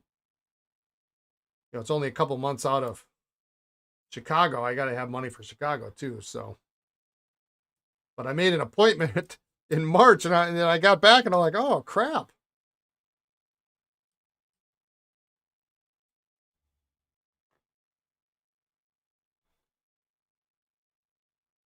So I'll have to double check to make sure I didn't schedule it during the show.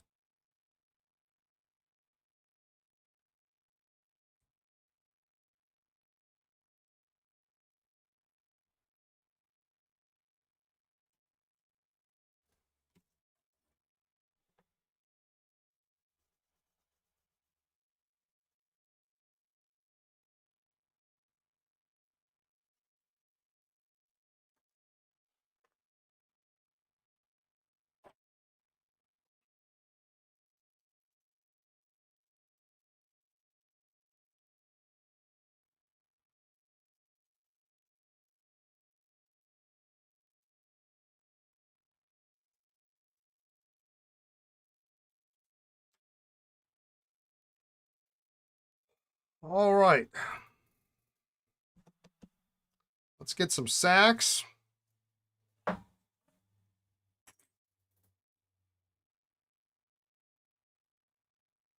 Better go. Enjoy the rest of the day. All right, drive safe, please.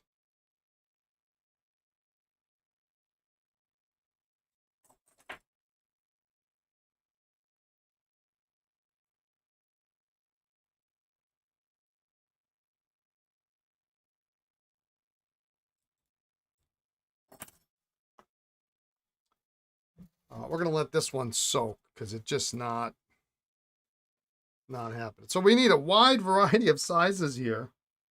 The only one I know for sure is the snorkel, which is the 14. Well,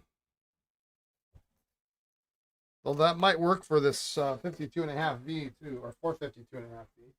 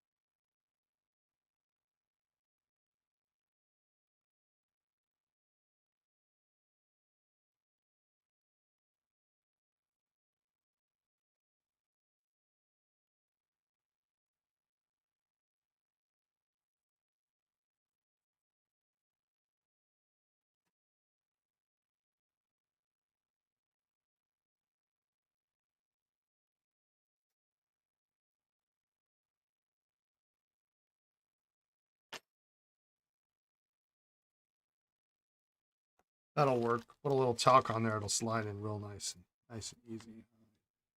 Nothing else in here is that small, so we're gonna go up to 15 next.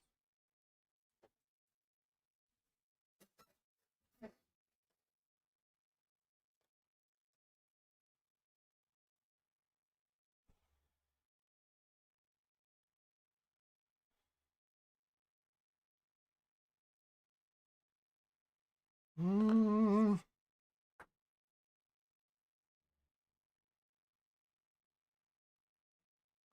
that'll work good on that. I might try 16 on here too. That might be better fit.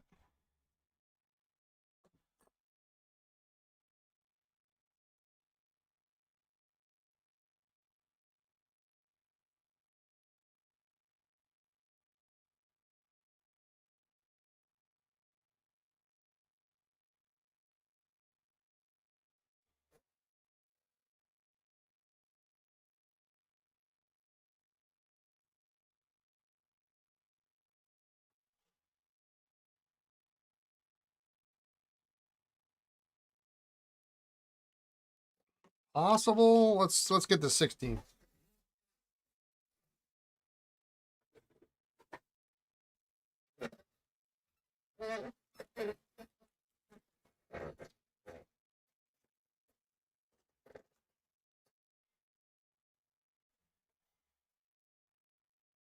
That's better.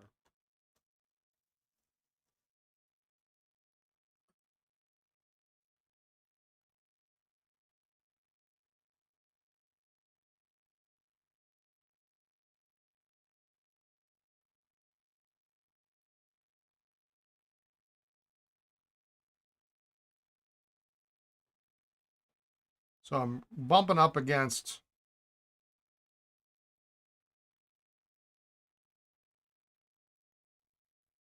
the edge of the J bar.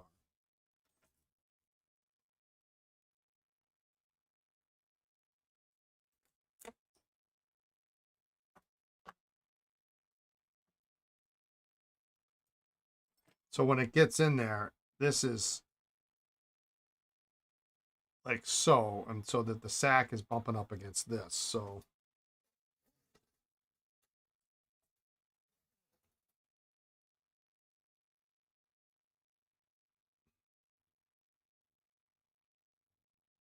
let me try to straighten that out a little bit. Yeah, so Lisa and I are pretty mostly ready.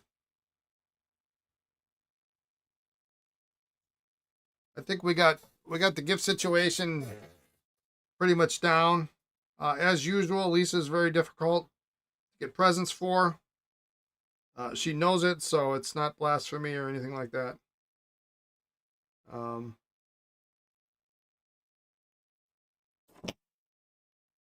I'm not that much easier, but you know, the one thing that I did want that's been on my wish list.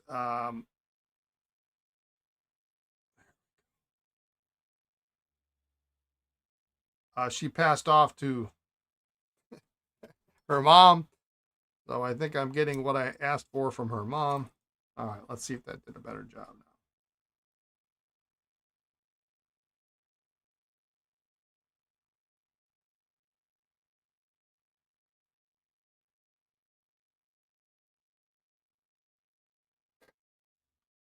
What you can do sometimes, if I just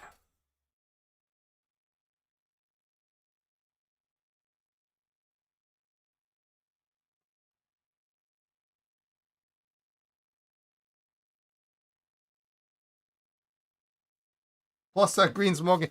There has been further discussion about said smoking jacket. Um, and there may be another trip.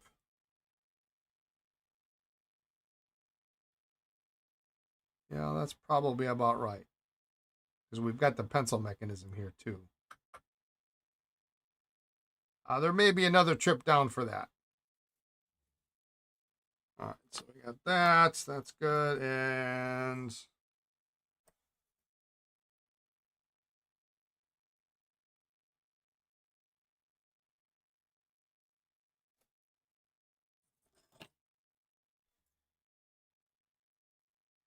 it's the smoking jacket and the combination um, green shoes.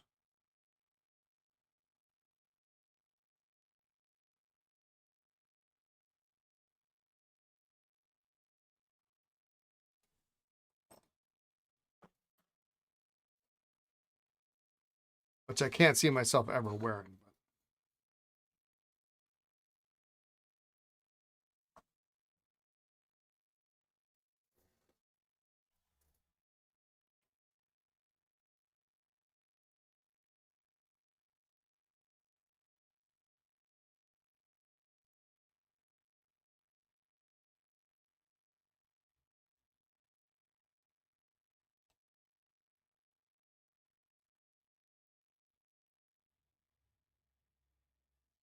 I really feel like this should go further.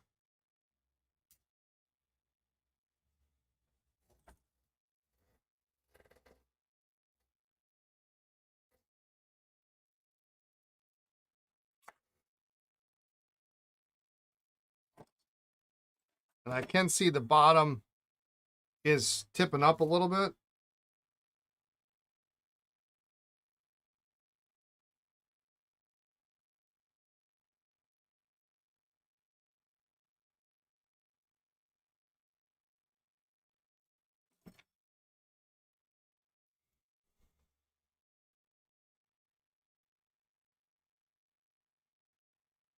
There was also a black smoking jacket too. So okay, that looks flatter.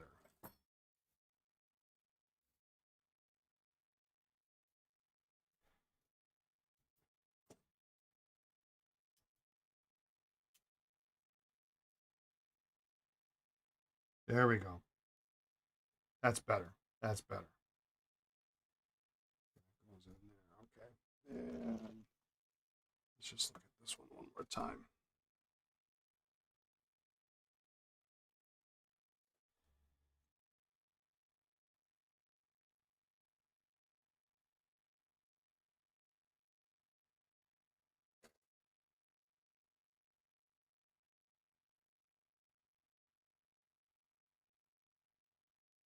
Growing up, your dad always had these leather slippers that had an elastic band on the side. I don't remember what brand they were.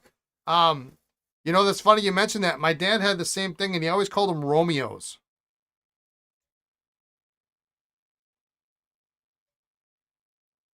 They were slip-ons, had kind of a hard sole. I don't know if that's the official name for them but he always called them Romeos. On a combo pen like that, the pencil holds one piece of lead at a time. Not familiar with me. Yeah, and this one, yes, that is the case. Because there's no separate, on some of them, like that Sheaffer combo we had, you could unscrew the pencil mechanism separate from the.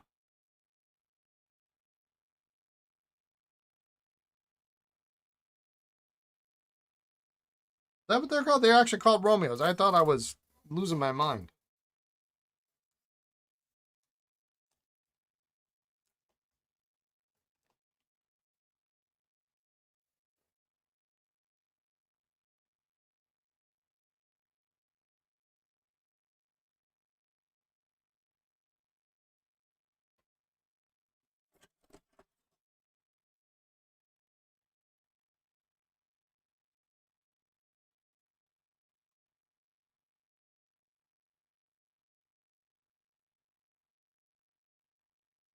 Just seems like that ought to go further back.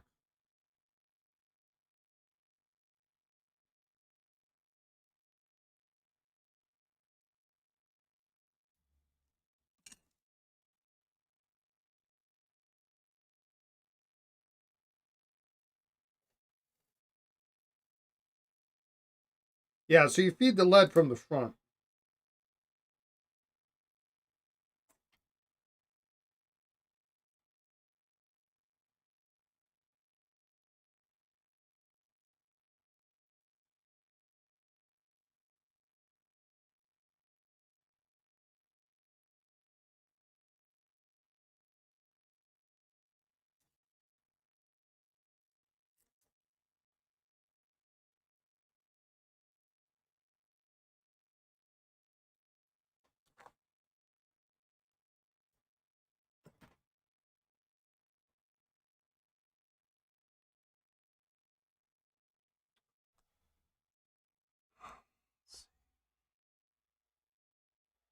So if I put it all the way back, that's actually this. Oh, so okay, so this is how far it goes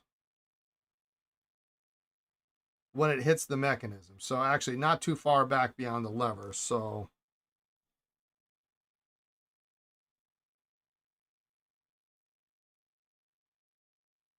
and there are sacrifices to be made for combos. So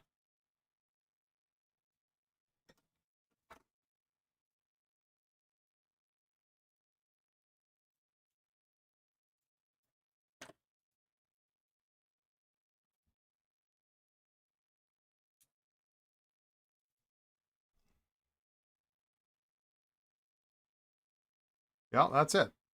That's all she wrote.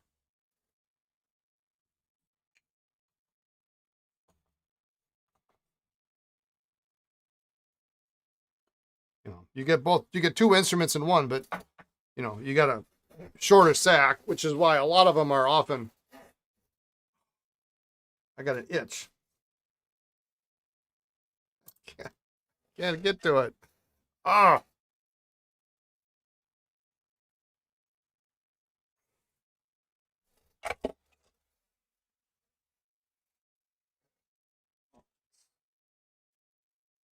Let's cut this snorkel sack because that's the only one I need to actually use a cutting board for.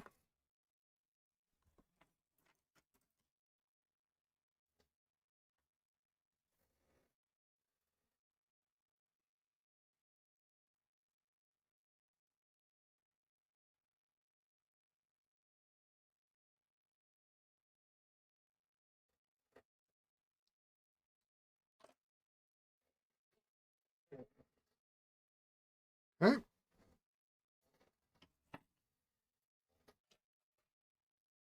I don't think we're getting back to those oversized balances today.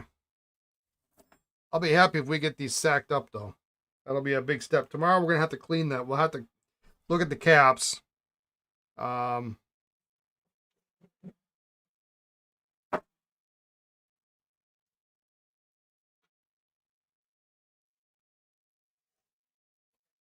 all right.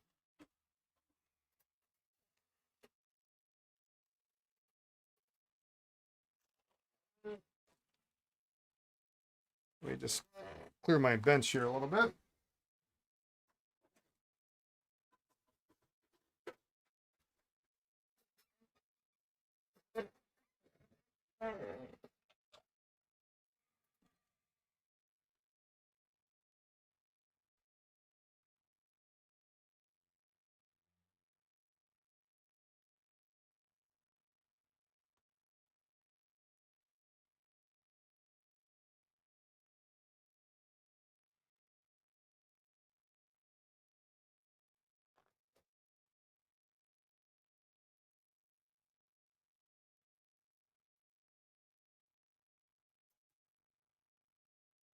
Okay, that one's good.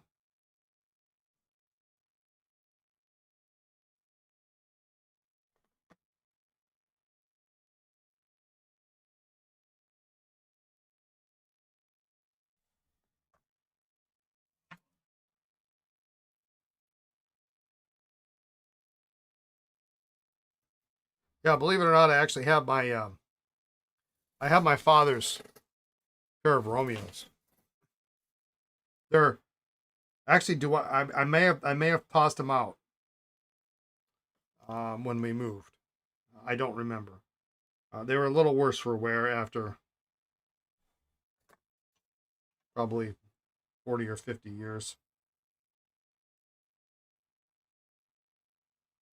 Although now that I think about it, I think I tossed them. I think there were better ways to remember them by than a pair of old tattered shoes. Of course, now I got to go look tonight.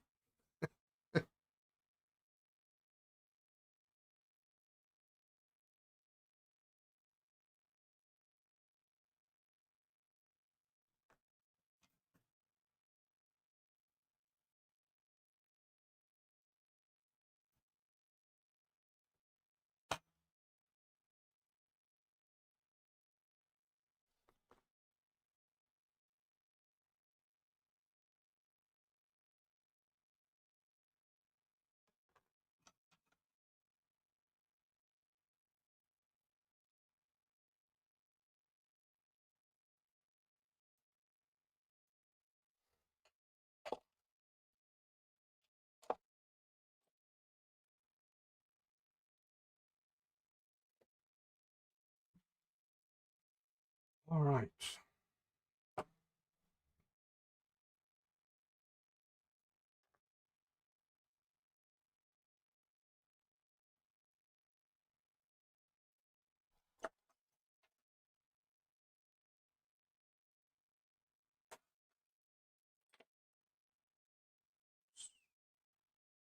Oh shoot, there's a that's a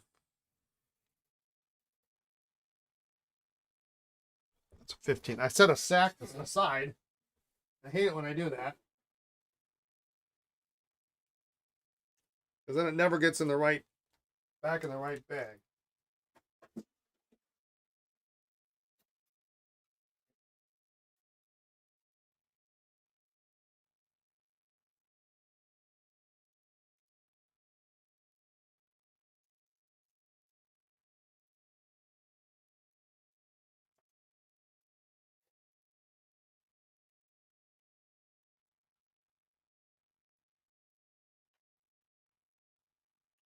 All right, here goes nothing.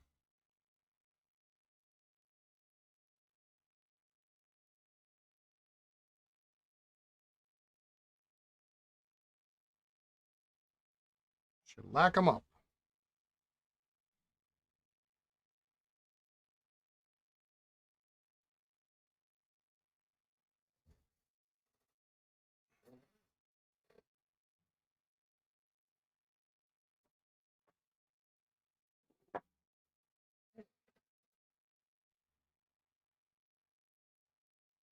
The oldest things you have from your past great grandparents and great great grandparents is an old flat steamer trunk that was your great grandfather's and his mother's family's photo albums. He was born in 1885. Yeah. Yeah, I mean, a steamer trunk is it's something big that you gotta lug around, but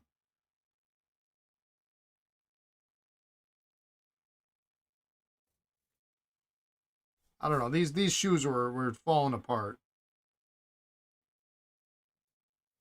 I think I tossed them. I think I did. I've got an old watch of my dad's, and that means the more. I mean, that's usable. My dad had large feet, so it's not like I could wear these things.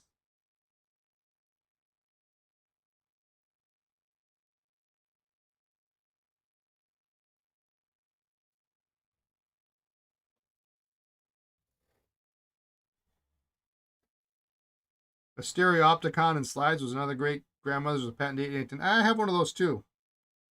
I don't think there are any family members that I'm aware of, but although I don't know why I would have them otherwise.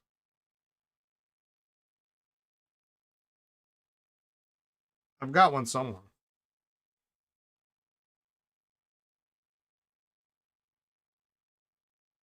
but I've had it for 30 some years, so it can't be. my grandparents just passed away not too long ago. So it wasn't theirs.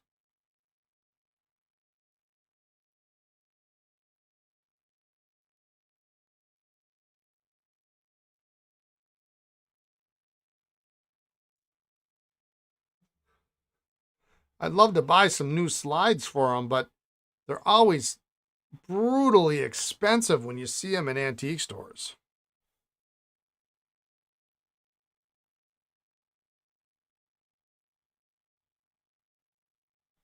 Remember using it when you're growing up and visiting? That's cool.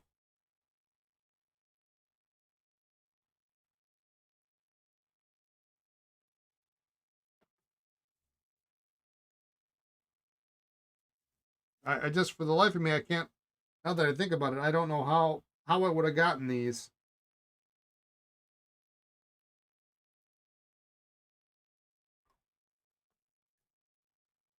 No idea. It's fun though your eyes get a little cross-eyed after you've been using it for a little while.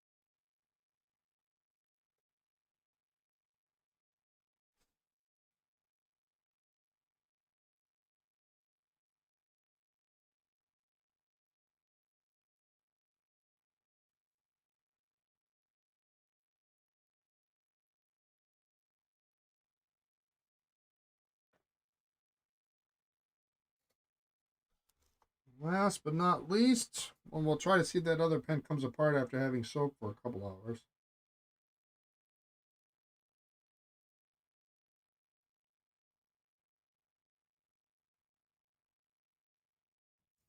Out of 8 great grandparents, you knew 5. Wow. And 1 great great grandmother and a couple of great great uncles and aunts. That's pretty special. Well, that's why you're so much into family history. You knew half of them.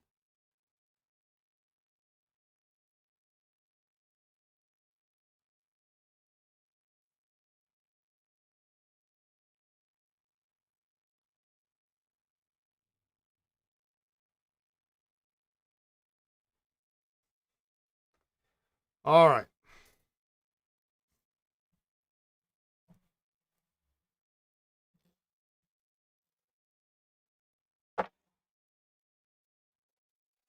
Let's see if this pen opens.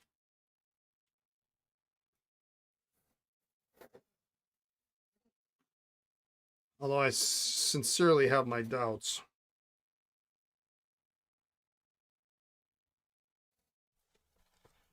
Well, the India ink is coming off the nib.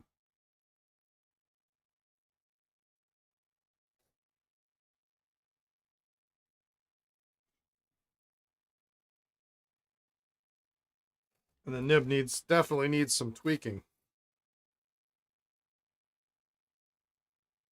The question is is this threaded or is it friction fit? And because it's kind of a weird, there's no barrel imprint, so it just says Webster Diamond Metal. And knowing in the past, a Webster that I had went up in flames in my hand. We have to be careful with heat on this, because from the moment I saw a little wisp of smoke to the moment that my brain recognized that this thing is going up in flames, it was in flames already. So I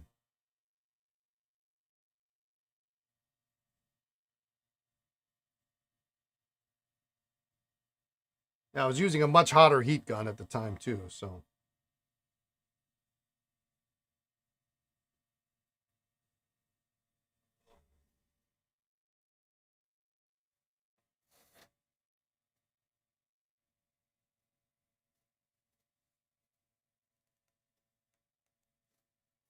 I suspect it might be threaded, but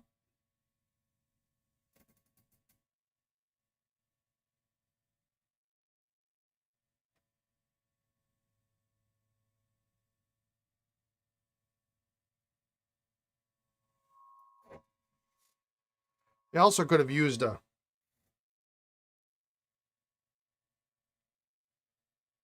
adhesive.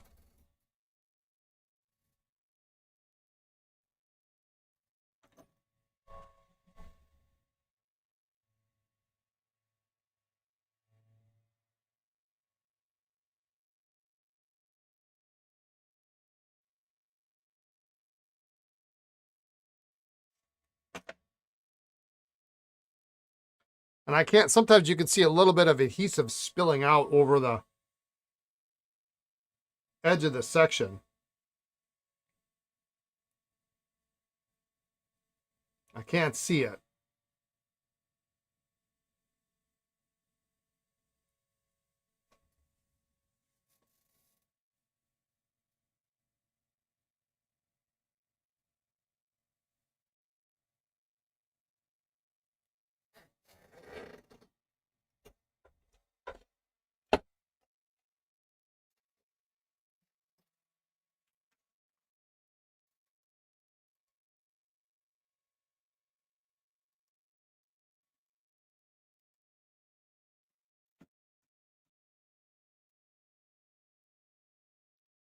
So this is a case where I'm going to try to use some section pliers.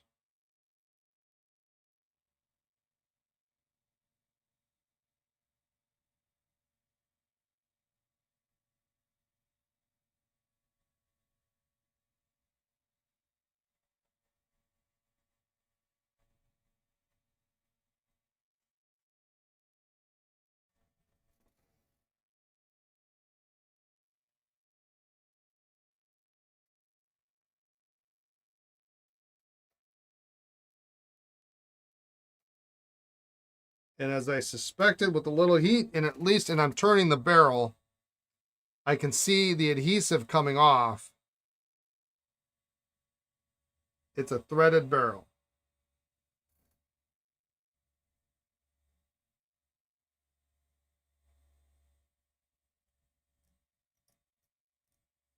But there's just not much to grip there.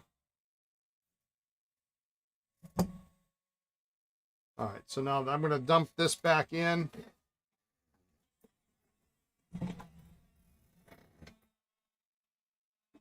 The ultrasonic.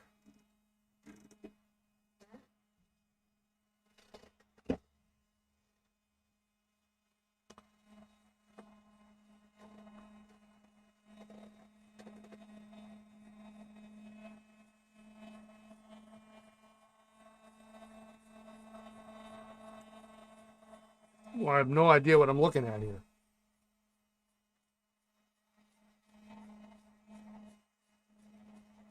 It only goes back that far.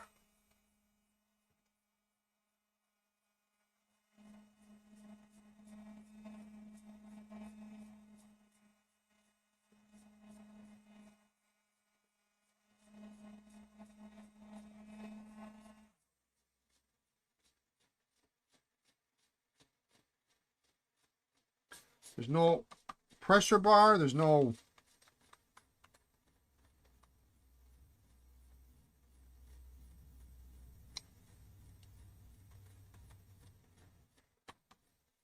No dried sack.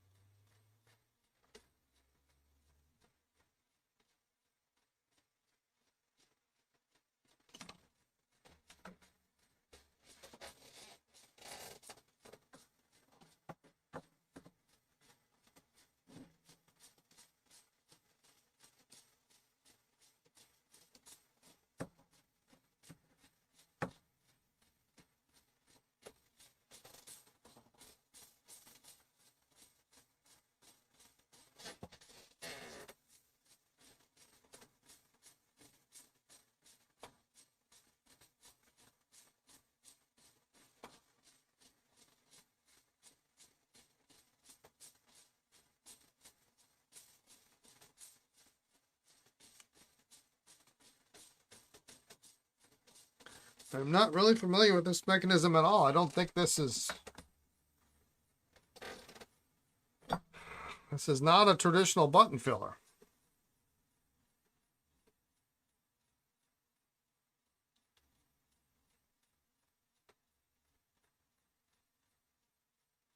Obviously, it fills in the barrel.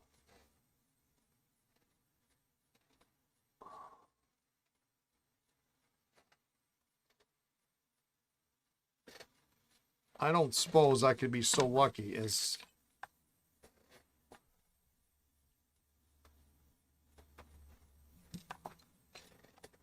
it be a same size as an oversized vac filling unit.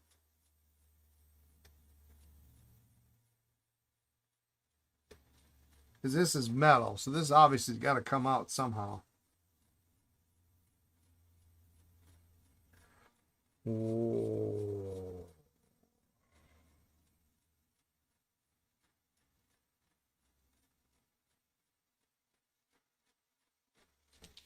All right, well,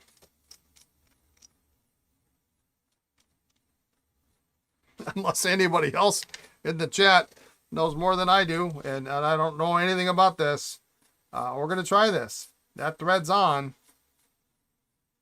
Clearly that comes out.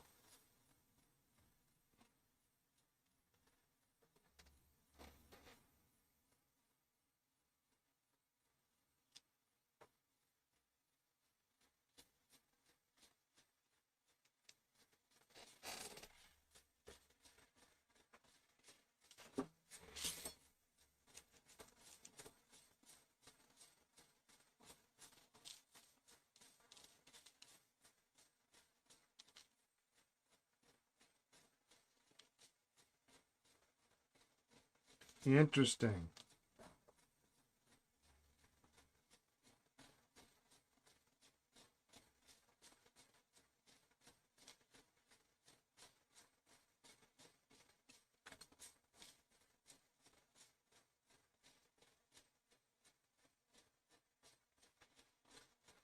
So there's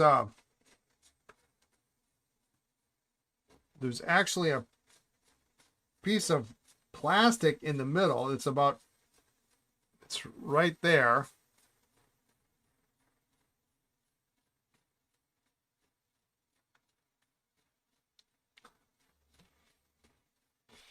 Now this sack came out this way.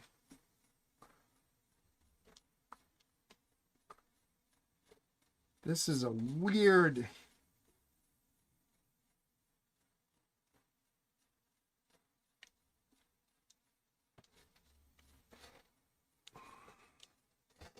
hinged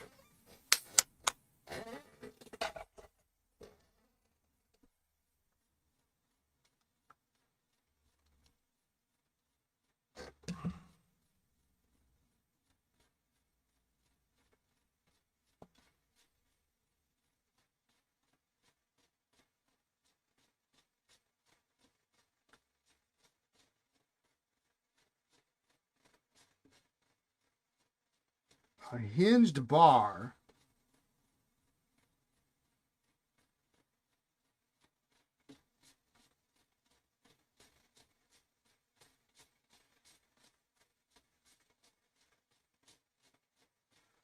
which is attached to this button. So probably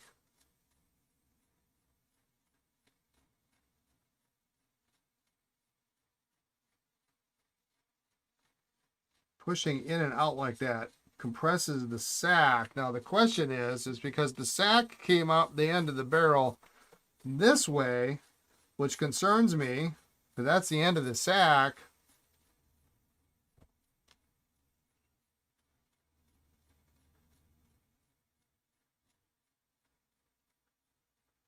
Means the section nipple or the nipple is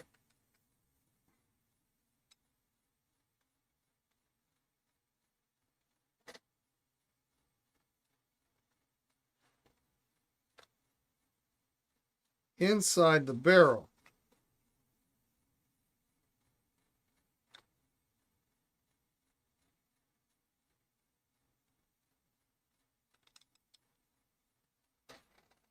Let's see if you can see this.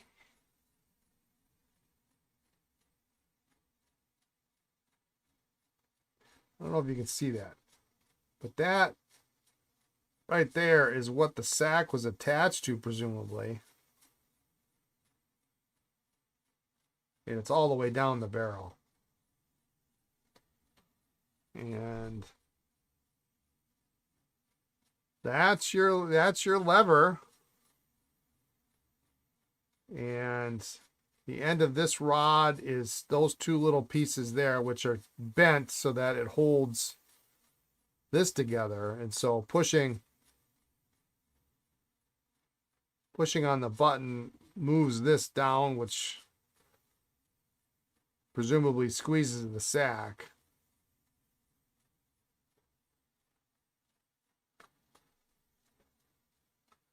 But how do we get a diaphragm on there?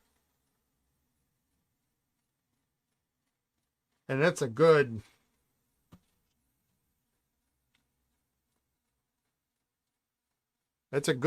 inch down into the barrel.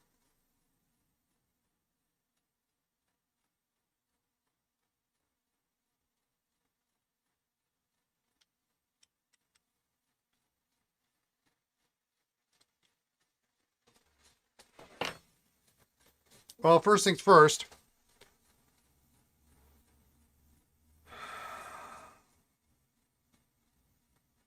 We're going to let it soak. I wonder if there isn't like a slot in here that this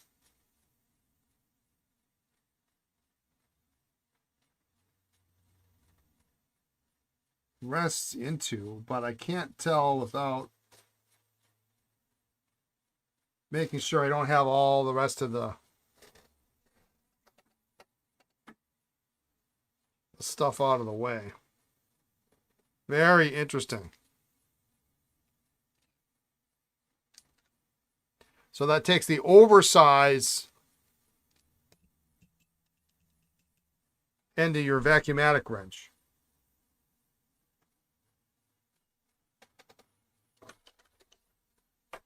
I don't know if we're going to be able to fix this one.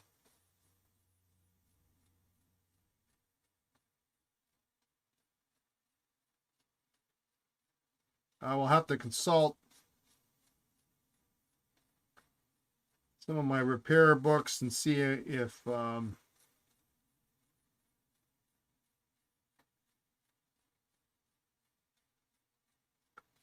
any reference to this particular filling system.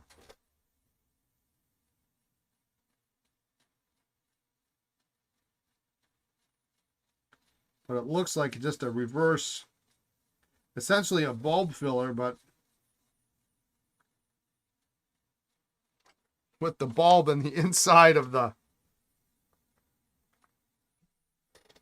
barrel. And a weird J-bar thing going on.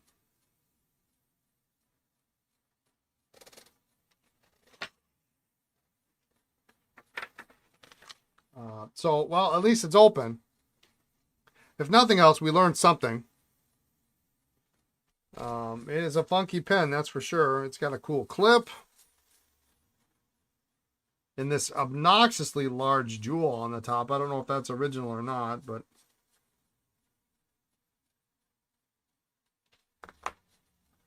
there it is. So those, the rest of them will be good to go tomorrow. We should be able to test them.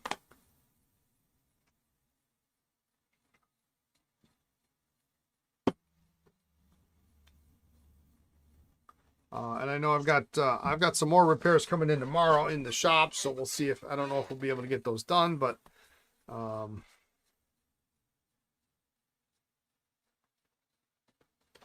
it'd be nice to get these, some of these at least on their way tomorrow.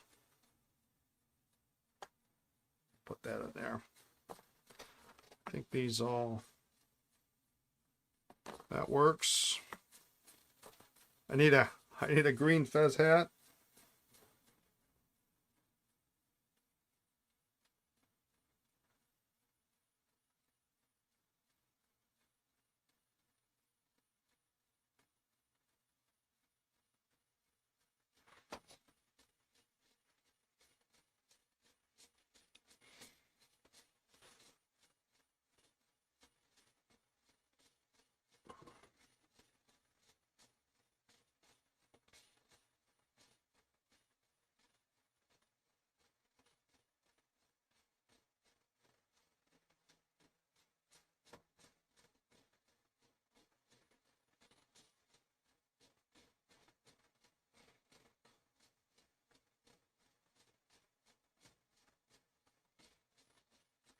Well, this pencil doesn't want to work on this guy. We'll put a piece of lead in it tomorrow, and we'll see if we can get it to move. All right. Sorry for the yawn. Oh, well, that was fun. I don't know what kind of filling system that is, but I'll have to look it up tonight. I've got all my books at home, so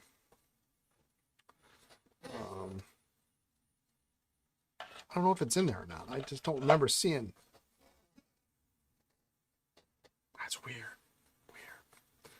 All right. Well, hopefully we can get these done tomorrow. We can get back on track with the ones we started last week. I do have that. Still have that 51 with the demo hood on it. I got to get finished one of these years. I would like to make that go away, so I'm not tempted by keeping that. This week we have streams. We'll do Monday, Tuesday, Wednesday. Thursday is Christmas Day, so we'll be off, of course. Friday we will have podcast per normal at 1:30 p.m. Central, live. So we'll be back to normal, and then the following week we're going to have Thursday also off. So it'll be Monday, Tuesday, Wednesday repairs next week. Friday for the podcast.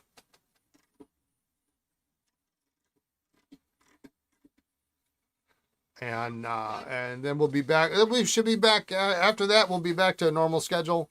And we'll see what happens. All right.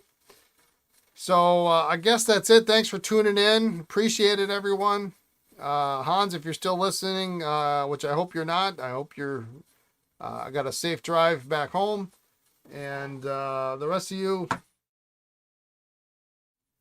sorry, I hit the wrong button.